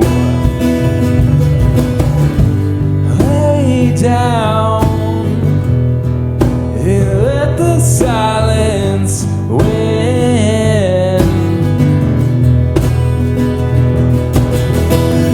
Find out you're better than your sins. Screaming, wanting more, gently talking on the floor. Take the air from my lungs, fill them up with something more. I'll tell you when I'm through with you. I'll tell you when I'm through. That was Cancer. That was a kind of a personal song for me. My granddad passed away from cancer, and man, like the feeling I wrote this song kind of for him in my mind, because I know a lot of people have had people pass away from that, and it's always tragic. It's always something crazy. But I kind of wrote it from his perspective, right? Like I wrote it as something he was like, almost something I could imagine him telling me. I felt like such an asshole when when he was going to pass, I visited him a couple weeks before he passed away, and I talked to him a little bit, but he couldn't say much. It was just kind of very, and I felt so bad because I even left, and I left on like a Sunday night, and I was supposed to stay an extra day, and I was like, I'm going to go home. Like, I just like emotionally, I couldn't deal with it. Right. And I drove like whatever it was, 16 hours straight from, it was in Texas to here. And I was like, I'm just going to go home. Like, I'm done. I'm done with like the kind of stuff that goes around that. And I felt so guilty. He died like a week or two later. And I was just like, I should have stayed and really spent some more time. And, I still think about it these days, like, you know, like you kind of always wish that you had more time, right? Because he was such an influence on the way he treated people and the way that his story, like just from the way he used to treat people to now, was amazing. Right. And, you know, like, so this song, it was kind of like, in like what I picture he'd be telling me now if he was still here, is like, I'll tell you when I'm done with you. Like, and if you're ready to go, you're ready to go. And if you're, you know, he kind of caused a lot of rift in my family because a lot of them were like, you need to go through treatment, you need to go through chemo, we can fight this. And then there's the other half that was kind of his half that was like, I don't want to fight this, right? Like, I'm ready to go. Like, this is like, God is done with me, right? Like, my life is finished. And I think like the impact he left on me was greater than anything if he would have stayed, right? Like, Right. it was very personal for me, the fact that I didn't feel too bad after leaving and just kind of going before he went, you know. No, and it is exhausting, dude. Like, I had It is. several family members that I have, unfortunately, have passed away because of cancer.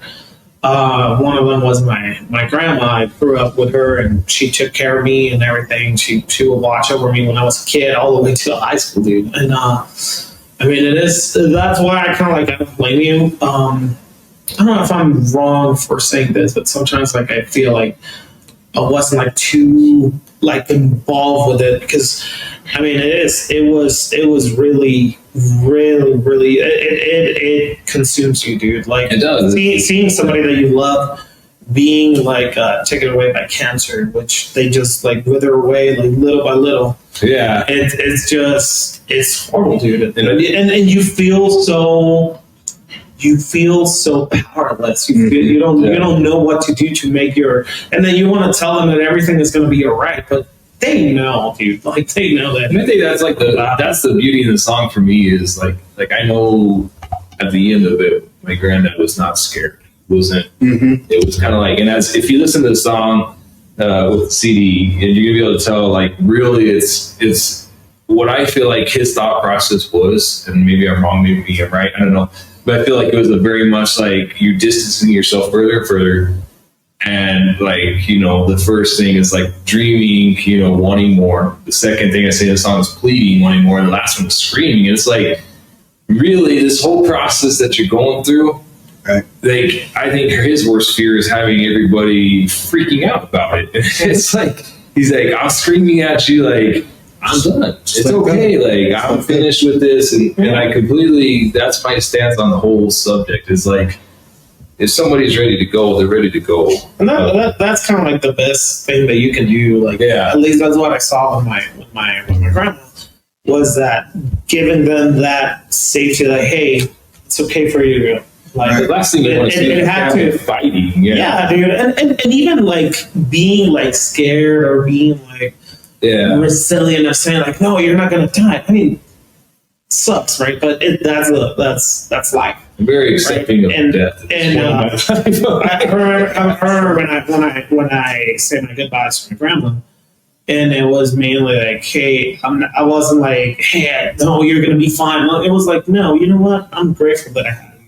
Yeah. And I'm really, really grateful with life to have you as a grandma. You can rest now. And part of it, you earn it. You earn it. You can rest. In the song, my favorite lyric in the song that I wrote was, it's like, let down, I wonder where you've been. Like, a lot of it for me is like, I didn't visit my grandparents enough. I didn't, like, me and my wife, we got married, and it was like, we did what we could, but financially it just wasn't always in the cards. So when I did go finally visit him, it was like, I have to get back to work. I have to give back. I have to, and part of the things that I kind of imagined him saying was that like I wonder where you've been, like maybe you think you're let down. Maybe you think you didn't spend enough time with me, but it's okay. Like, like I'll tell you when I'm done with you. Again, that's the whole lyric in the song that really I kind of came up with, because I was like, I don't think he's holding me accountable for me not being there. I don't think so. And I think of how I would be as a father and as a grandparent at that stage. And it's like, like I wouldn't hold anybody accountable. Yeah, throw a party. Yeah, like exactly. Right, but exactly. Get some good liquor and yeah. Yeah, real fatty. Real fatty for me. Like, get wasted on my behalf. So that was like my whole purpose behind the song. It's like, again, I relate to people. I tried to, and I'm just writing down things I felt. And I felt really guilty after that one. Yeah. And, it's never, but I've always celebrated what he meant to me. And so that song was for him. Yeah. I have a close feeling from that song too, because I lost my grandma to cancer, and she fought it off and on for like 10 years. Yeah. She had a remission, and at the end it just took her so fast. I was like knocked off my feet. I didn't even know what to feel, what to say. All I could say was I wasn't ready. I wasn't ready, and I don't even know what that means. But it just went so fast, and it took her so quickly that you could tell it got bad, and then all of a sudden, like a week later, it was just like, and then she was just laying there, and we're playing music, and we're talking to her, and she can't respond, and I was like, this is not real life. It's gonna be real life. It knocks you under. Yeah. It is hard. It is like my grandma passed away in my house, but it's my parents' house. And yeah, it was really, really hard. And I remember asking my sister the worst thing, and sometimes I kind of like feel bad about it. And I had asked forgiveness from her, because at the time there was a really like young cousin there, and when she passed, I remember telling my sister to not cry. I was like, this is the worst thing that I'm going to ask for you. Just don't cry, because we're going to take our cousin, our little cousin, out of the house. Because, of course, when somebody passes away, the police arrived and of course, a doctor and everything. So I didn't want my cousin to see that. She was probably at the time like between 6 and 8 years old. Okay. I don't remember right. Then my sister was in middle school. And I do remember telling my sister, hey, I'm just going to ask you like the hardest thing that I have ever asked you, and you might hate me for this, but don't cry. We're gonna take our cousin. We're gonna let the police and whoever take the body away, and then we're gonna come back, and then they're gonna break the news to her. But at least they're not seeing that, right? Like, and that was, I think I was in college. But yeah, no, it was hard. But I saw an interesting documentary on mushrooms, and they were interviewing people who had cancer. It's probably going to be terminal. It's going to be bad or whatever. And this elderly lady decided, I'm going to try mushrooms because I'm going anyways. My like, screw it. And honestly, she said it made her come to a point where she was accepting it. Like, okay, this is what's going to happen, but I'm okay with that feeling for some reason.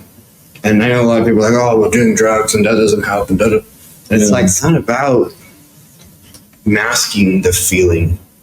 It's about coming to like an agreement in your head that at some point you're like, you know what, life just happens. Yeah. And I don't have to be upset forever. Upset, They have a lot of stuff that they gave to us as far as advice or love or whatever. And I mean, it's gonna suck, right? But like, It's gonna suck. even if you don't agree with it, it's not gonna happen.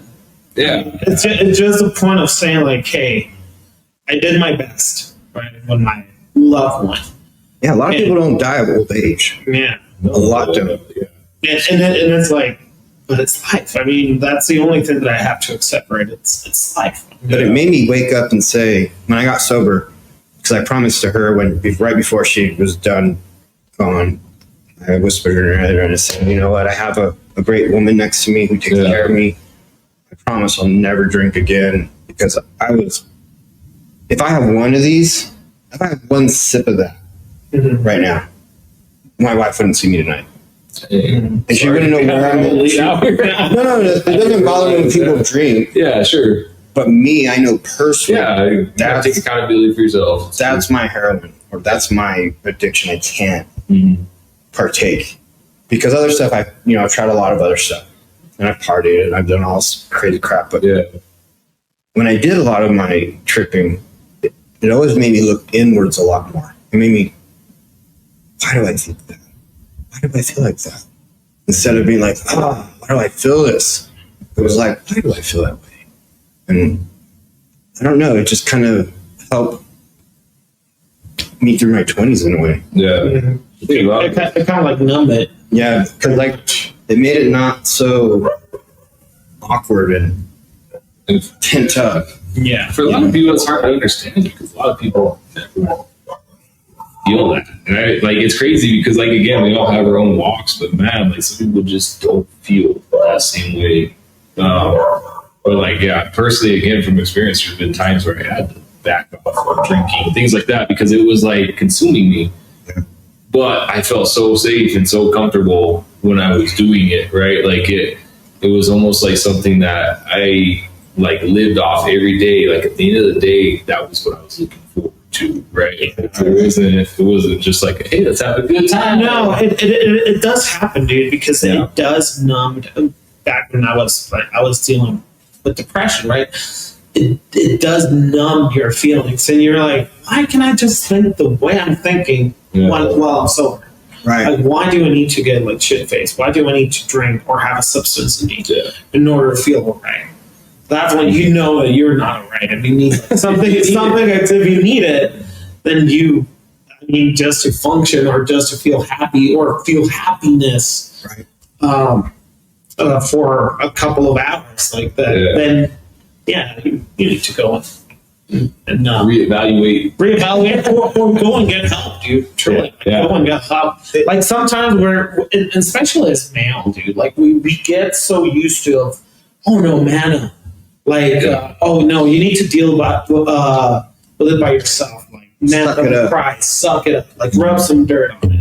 But sometimes it gets too much where you can't do it by yourself. You need to look for help, like either on your relatives, your parents, professional therapists, but you need help. Like you're like, hey, I'm not feeling all right. I need somebody to hear me out.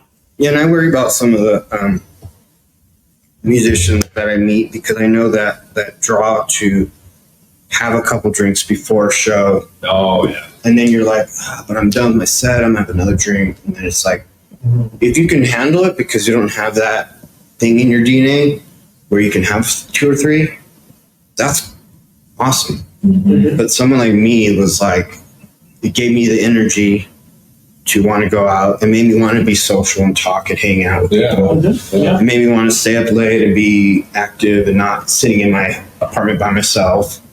And so I thought, hey, this is not a bad thing, like it transformed you into this extrovert version of yourself. And then I'm like, I can't do it without it. I can't function a normal life without it, because I don't like how I feel when I'm sober. But I had to get over that part sober. That's very true. To find the strength of saying, you know what? I don't even really need alcohol, bro. Like, every time you drink, you get in trouble. DUIs or whatever, you piss off your wife. You break something in the house, whatever, and you're like, I just need to stop doing that one thing, because everything else I don't get in trouble for. Nothing else really pisses my wife off that I do. But when I would let loose, it was 30 beers later, and then I black out. And so I just can't do it anymore. But for me, it's just been another part of my journey, that learning about myself, that there are certain substances out there I need to be aware of, because it can happen where, someone busts out a line of coke and you're like, oh, what's the big deal? And then later on you're like, I need more. I want some more, dude. Yeah, really. We should get some more, bro. And then you don't stop. But you get used to that unnatural feeling of the person, almost like That's So true. going back to the whole dealing with grieving, there's just so much ways that you guys obviously can heal from Yeah. the stuff that helps, and I think it's amazing that you guys actually play. And I appreciate it because I know it takes a lot for people to get up on stage, get things together, get it all lined up perfectly, It's a lot. hopefully play without any issue, Yeah. and then you're like, okay, we got another set done, cool. But it takes a lot of work, and I know they don't sit there and pay you guys handsomely, so I want to go and be like, yeah, fuck yeah. Yeah, it's never been about money for us. Right. It's literally like, let's just get out there, do our best, and hopefully somebody hears this and is like, yeah, like I kind of connect with that. Like, hopefully I can relate and get something useful out of And it. it's even cathartic for us, dude. Like getting it out there and getting our feelings out there. And I mean, one of the things that my therapist said, it was like, I want you to promise me that you're never going to stop playing. Like, I need you. That's your healing process. Right. Yeah. And that's the reason why we do it is just because I don't know, we just like putting it out there and Playing is our like drug. Like it's That's a good it's the drug. thing that- that's what gets us high, dude. like we don't want to do this. What are we doing? Like, really, we're going out and doing like focusing on drinking everywhere or going to all these different things. Like this keeps us occupied, and it's like like we can share this with people. And the other thing is like that we were able to express our feelings out. Like, maybe I don't know, Manny is not talking, right, or I'm not singing during the set, but I mean, at least he's expressing his emotions through his playing. I'm expressing my emotions through my playing, right? Yeah. And that's always good. That's always better than alcohol and everything. To where now alcohol is like, if I have it, fine. If I don't, Right. too. Right. I mean, that's it. I agree with that. I feel like that's what it is. But for me, music, like at least, like it just keeps me occupied. It gives me something to do. It's like because I'm young and I have a lot of free time, so it's like I just enjoy the fact that I'm able to go and play at these shows and stuff. Keep me busy. I get to, since I'm introvert, I can like be out of my comfort zone, which I feel like what we got to do, and it's nice. I like it. And he's evolved, man. This kid is evolved. Definitely, man. It's Like, been a trip with him. from the time that we first to now, people are just like, this is a totally different drummer that we've ever seen. Yeah, even the people that they have actually known him for years, dude, are like, what the hell do you guys do to him? I'm like, Drummers, just being himself. drummers are in the back, but they're that quiet one you got to keep an eye on because they're hiding good Yeah, they're hiding some dude. good stuff from you. Just kidding. Just kidding. We'll start there. Yeah. And I mean, since ever I've been like really geeky, dude. So I don't think drummers should ever have depression because they just have all that shit. yeah, dude. Yeah, make They're too busy for depression. No, dude, right? I was really geeky growing up, man. I still geeky. He's still geeky.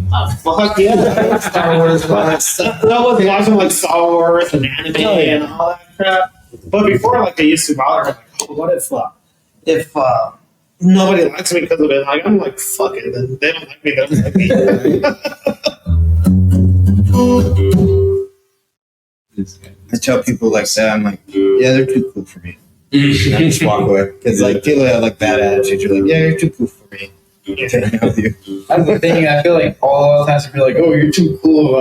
I'm not trying to be cool. I don't know. I just rather learn. Like if anything, when someone else speaks, I'm just. Who said you're cool, bro? I'm not trying to pursue like trying to be mysterious or anything. I'm busy paying attention. That man's cool too. It's like Travis Barker, dude. Right? Well, look at Steve. I can't remember his name. Old school. Steve Ray Vaughan? No, Steve. Steve-O. No. That guy being introvert, really? This is gonna sound shitty. Black guy with the afro who played guitar. Oh, Sash? Ooh. No, from back in the day with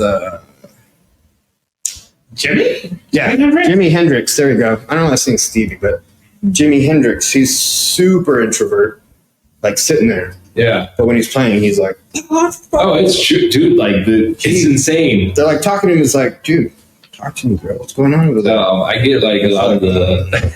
Everybody tells you I have the RBF.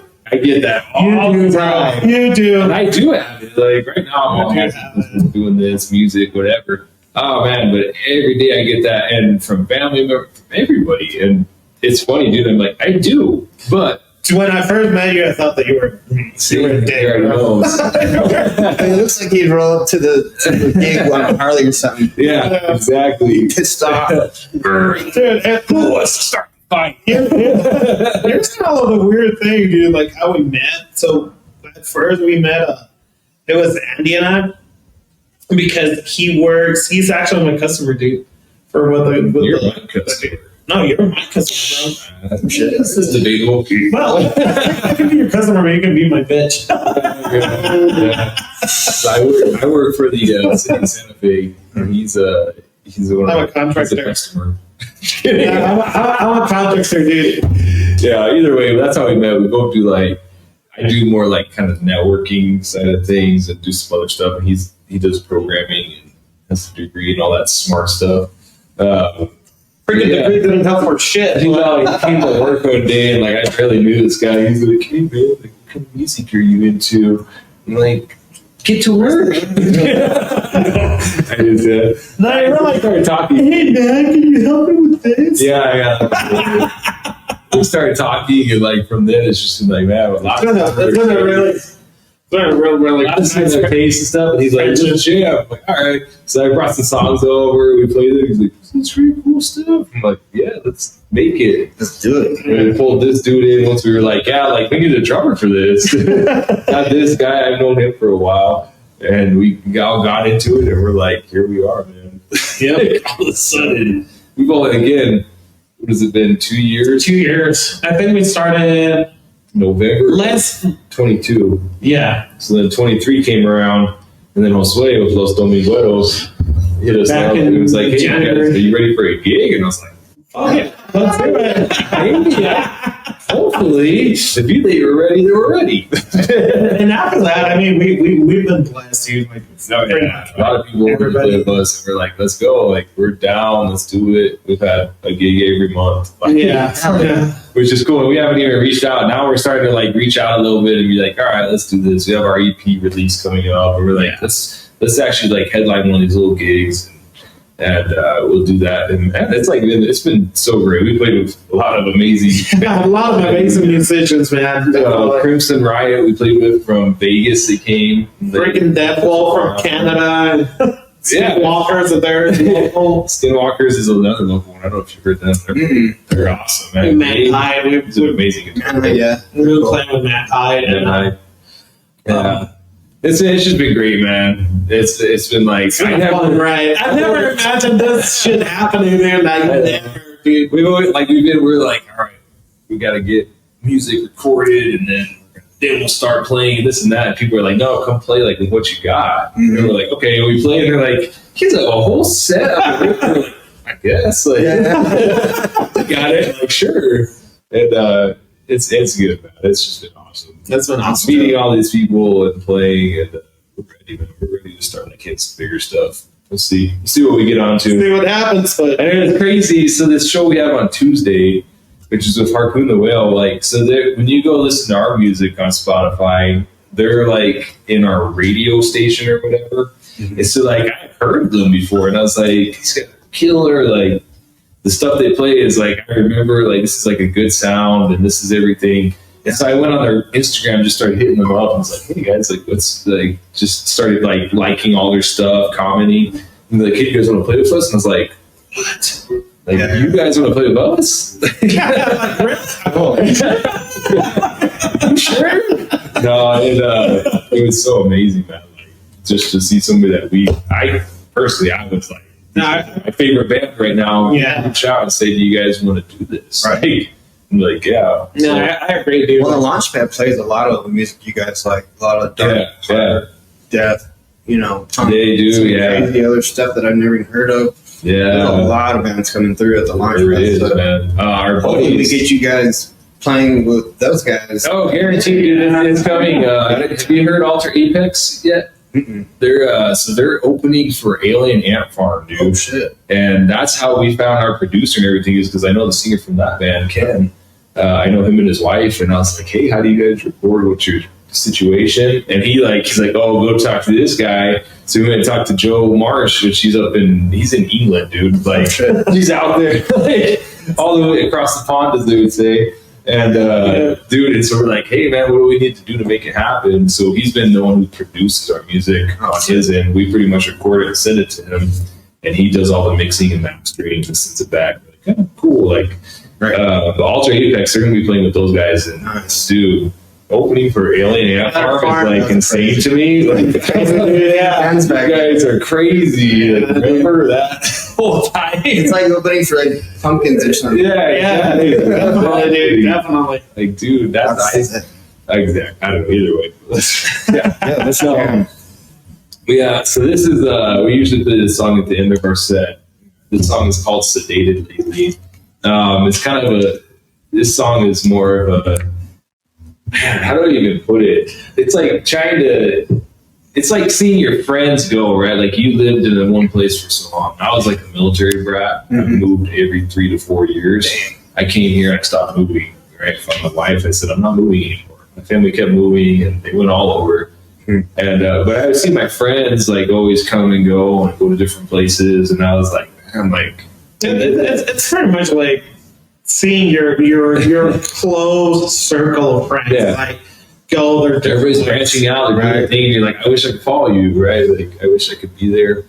And sometimes, like, personally, I feel stuck. Like, I feel like I need to move. I know it's just because I moved so much in my life.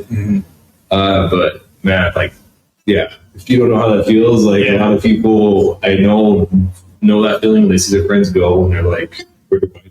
It does suck, man. It does Yeah. suck. Been there. So this song is called Sedated Lately. It's about Right.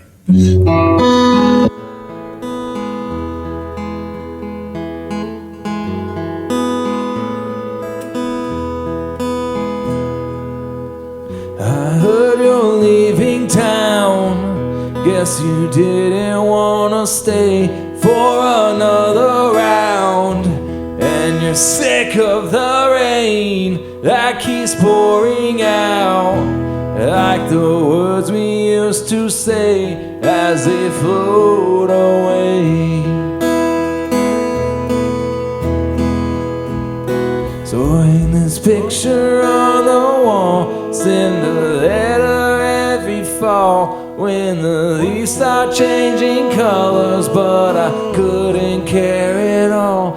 Leave my baggage by the stairs, hoping, wishing you were there, but I hope that you make it. I'll be here, still sedated lately.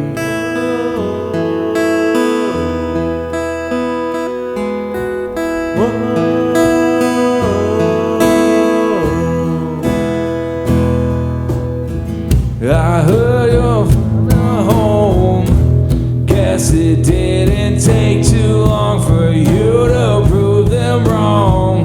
Back here they said you never make it through the night, but you know they're never right.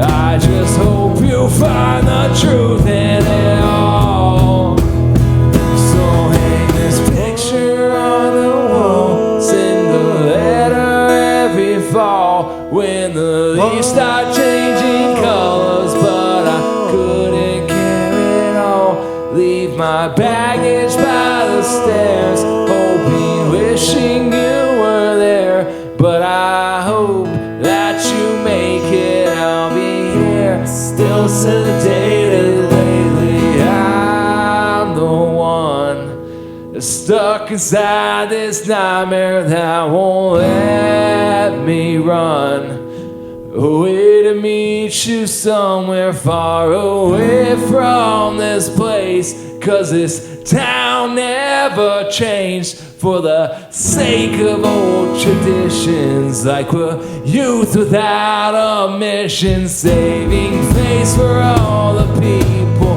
that can't stand you at all. And stuck inside this little cage while they just watch as you crawl. I hope we get the chance to make it in this world that's so complacent, leaving nothing but these four little walls. I'll hang this picture on that wall, send a letter every fall when the leaves start changing colors, but I couldn't care at all. Take my baggage out the door, hoping, wishing there was more, and I hope that we make it, 'cause I feel so sedated.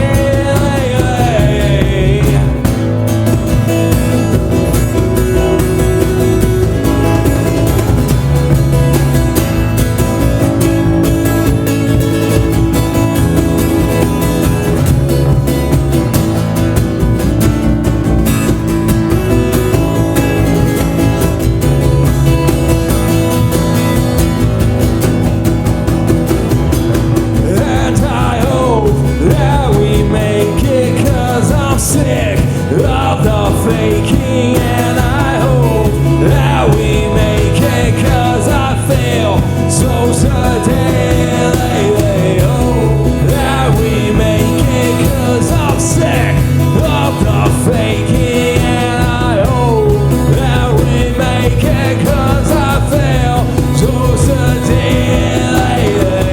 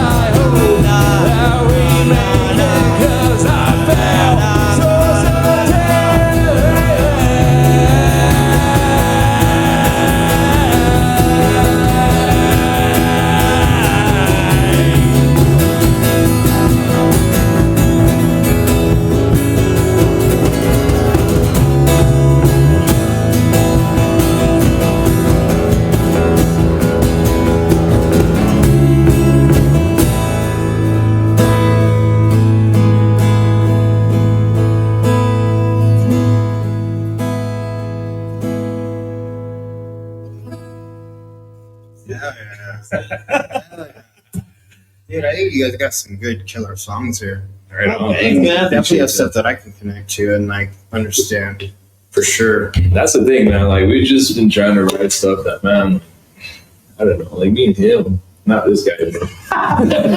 Me and him are getting older, man. We're like, man, like, We're trying to slow down and he's trying to catch up. Exactly. Yeah. Like, it's like, man, like, if you're in his position, like, just slow down. Take it easy, man. You'll get If you're there. in our position, I'm like, man, I feel like I could have been doing this 10 years ago, right? Like, I'm like, why did I never write what I felt? Why did I never put this stuff out there? You gotta believe in your dream. You do. That's You have been to my believe in hard part. like you, no matter what anybody else says. You gotta believe in your dream, no matter like Yeah. to a convincing point in your mind that Yeah. you're like this is gonna work. I don't care what anybody says. You gotta make it work. Yeah. One way or Yeah. another. No matter what, I believe in this. It's true, man. And That- I think it's working. yeah, that's what we've been. Yeah, I appreciate that. No. Thanks, man. Hell, Thanks. yes, you won't have been as good. Nah, we were better before he came. No, it's good. Like, Now we're getting tired. we're grabbing him at a young age, and we're like, "Come here, let us take you under our wing." Here's all the groupies. Yeah. I've already pushed past it. It's you, boy. Yeah. You're on it. All yours. Yeah. Somebody was yelling at it or whatever, a gig at Chudo. Who's that hot guy? Oh, now he's a young one in the back. we're already past our prime. Yeah, Hey, that knowledge for sure. That's the guy beating the shit out of the drums. Yeah, it's funny because like I had heard like somebody on like some Instagram or something was posting something about how if you like you should play the music like if you're older, don't just stick to the younger music that you grew up with. They're like play something that people haven't experienced or they're coming up on it. They're gonna be like, holy crap, like this guy's talking about something I'm dealing with because we've been through it, man. Like we've been through the ringer, and I think that's what's important. Like I'm not trying to act young. I'm just telling you this is coming. Like, this is my experience. give you a tool to use through that growing up process, and just like you're gonna see these things. It's gonna suck, but ultimately, hope is what we're preaching as a band, right? And just trying to reach people and be like, look, I don't care who you are, where you're from, whatever. Like we're here, and we're gonna keep writing this stuff, and hopefully you can connect to that, Right? And be a part of that with us. Right. That's why we do what we do, I think. Yep. We do what we do. He doesn't say much, but he says that. He says the important stuff. Right. He's grasping it at a young age. And what's trippy too is that like even for Nirvana, when I started hearing Nirvana on MTV and all that stuff, I was already like 12, 13, 14 in high school. You know what I mean? Growing up. And I'm like, oh, this is my fucking band. Who the hell is this? Like, And then you think about it, you guys play for people who come to the shows, right? And they're about our age, And from his age to our age, maybe even older. And then there's going to be a whole nother generation that's like, what is this new stuff that I've never even heard? And then you're like, this has been around. I'm 12 years old. I've been doing this for 12 years already. And now you're like, fucking ain't November radio. It's funny that you mentioned like Nirvana because I have a deep connection. Like I feel like Nirvana was like my awakening. Is just like I want to be sloppy when I play. I want people to bang it. I want people to not know why they're there, but they connect with it, right? Like I feel like that's what Nirvana did. That was like the whole thing was like we're all here, we're just jamming, and you listen to live recordings. It's like that sucked, right? But it also did it in the sense that it was bringing people together, and they were angry at this, or they were happy because of this, or whatever, Just the feelings that come with that. And that's the thing. I think that mainly it should be like about having fun, right? It shouldn't be about I'm gonna make it big, I'm trying to sell. I'm trying to go for this album to go platinum and stuff like that. Like growing up, like with some of my influences, one of my main influences, that's my favorite band, has always been Lemonade TD. And you listen to like Buddha and Cheshire Cat and all that stuff, they suck, dude. I mean, for today's standards and musical ability, production quality, dude, it was like it didn't exist back then, dude. But I mean, the guys kept at it, and the guys were like, we're not doing it to please anybody. We're doing it to please basically ourselves, right? This is about ourselves instead of everybody else. And that's like the whole point of this album, the little EP that we're putting out. It's called With Friends Like These, right? It's like, dude, like the only people at our concerts are friends. That's who's there, right? Like, and like I know my friends don't listen. A lot of my friends don't listen to this kind of music, like the harder grunge, like kind of, I don't know, like that style of music, but they're there. And that's important to me. Just supporting us. Yeah, like that's the whole point of this little EP was like, with these friends here, there's that saying, friends like this, who needs enemies? Right. It's like, dude, like the people that you don't expect to be there show up all of a sudden. You're like, and let's all do this together. And then they don't just show up. They show up and show love for us. They're the ones yelling and everything. They're the ones yelling at Boom Boom that they love this, whatever it is. It's like his rocks or whatever he's rocking that day. And it's just great, man. That's what we're hoping for. It's one of the best feelings. You can take away all the fame and fortune, anything that comes with it, which it doesn't. Unless you're really on top of it. You take it all away, and at the end of the day, I'm just like, man, I'm just glad my friends are here, and like this is something I can contribute to that group. And they're just supporting the dream.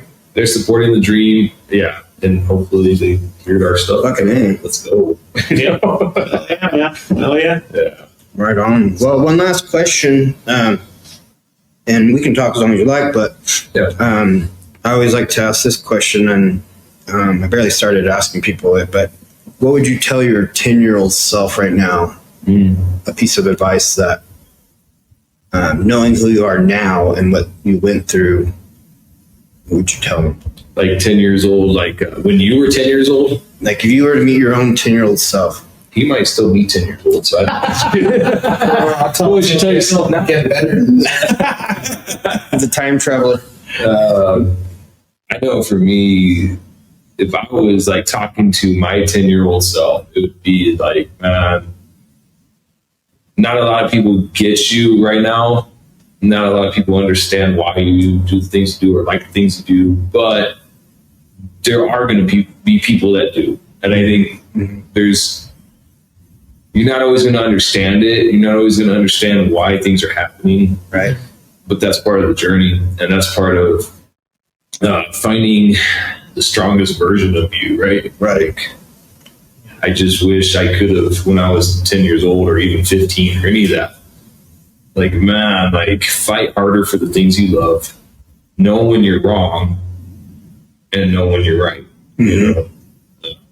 It's the biggest thing. Yeah, for me, I think that it will be whatever gets in your way, just hold on and get yourself and surround yourself with people that they genuinely love you. Like appearances and everything, they go and just be weird, just be you, dude. Like don't try to change for anybody. Right. Yeah. Just do it for yourself and try to be better. Not better than somebody else, not better than the guy next door. Just try to be better than what you were yesterday. Yeah. Basically, just keep going at it, and eventually things. Yeah, you might not have the answers right now. You will love to have the answers, but you don't, and that's okay. That's okay. You can fail, and nothing's going to happen, dude. But just keep going at it. Right. What about you, Boo? Yeah, Batman. Better loser. That was what I was being serious. You need to do it with your brother. Yeah, because I mean, I don't know. I've always been just kind of coasting life, and I don't know. I feel just probably telling myself to put more effort. Cause I've been putting more effort just playing with the band, and I'm like, I've grown a lot. Like not just playing drums, but like as a person. And really been liking this journey so far. Cool. I've learned a lot from these guys. So Oh yeah. it's nice. I don't know if we were good role models, but thank you. I mean, yeah, it could be worse, I guess. Well, music and musicians have become my tribe. Like people I follow, I listen to. Yeah. They take what their message is internally, Yeah. think about it in their own daily lives, and I think that's one of the reasons why I like reggae so much, because it's always about humility, patience, love, looking out for each other. And I'm older, so it's like I've had to slow down some without my drinking. And if I was drinking, it'd be like all the time. Yeah. But I can't, and so I get tired quicker. I feel my pain more. Or I get more insecure, whatever. And the music always just, rides me up through. But I didn't mean to cut you off. Nah, I was done. I kind of not because that's how little I speak. It's like once I say something, You just shut up. Yeah. For sure, because you're younger, you get to points where you feel like you have a lot figured out in life. And you're like, this is what I want to do. This is what I want to do. And then 10 years later, you're like, you know what? I know something else I like to do. Or I met somebody else that I really like to be around or learn from or whatever. And he's got the right idea, listening. Yeah. Not to say that everybody around you is always going to have like the best advice. Yeah. But you can pick and choose what works in your life. Yeah, dude. Now that you bring that up, like the one of my favorite sketches from College Humor, right, is the 7. I think it's the 7 ways that you'll see your dad, right, and it goes through all the phases, right, all the way from kid to all the way to an adult, right, a younger adult. And the thing it starts funny, right? But it gets like really heartwarming because at the end it says like it goes like you're gonna see it as a clown, as a tyrant, as a superhero, as this and this and that. But then at the end, the latest one is that it's you. I mean, at the end, he's just a guy with insecurities. He's just a guy trying to figure shit out. Like, and then that's life, right? Even what Andy was saying, even if you grow up, like you're still trying to figure shit out. I mean, you won't have all the answers. Like, you won't.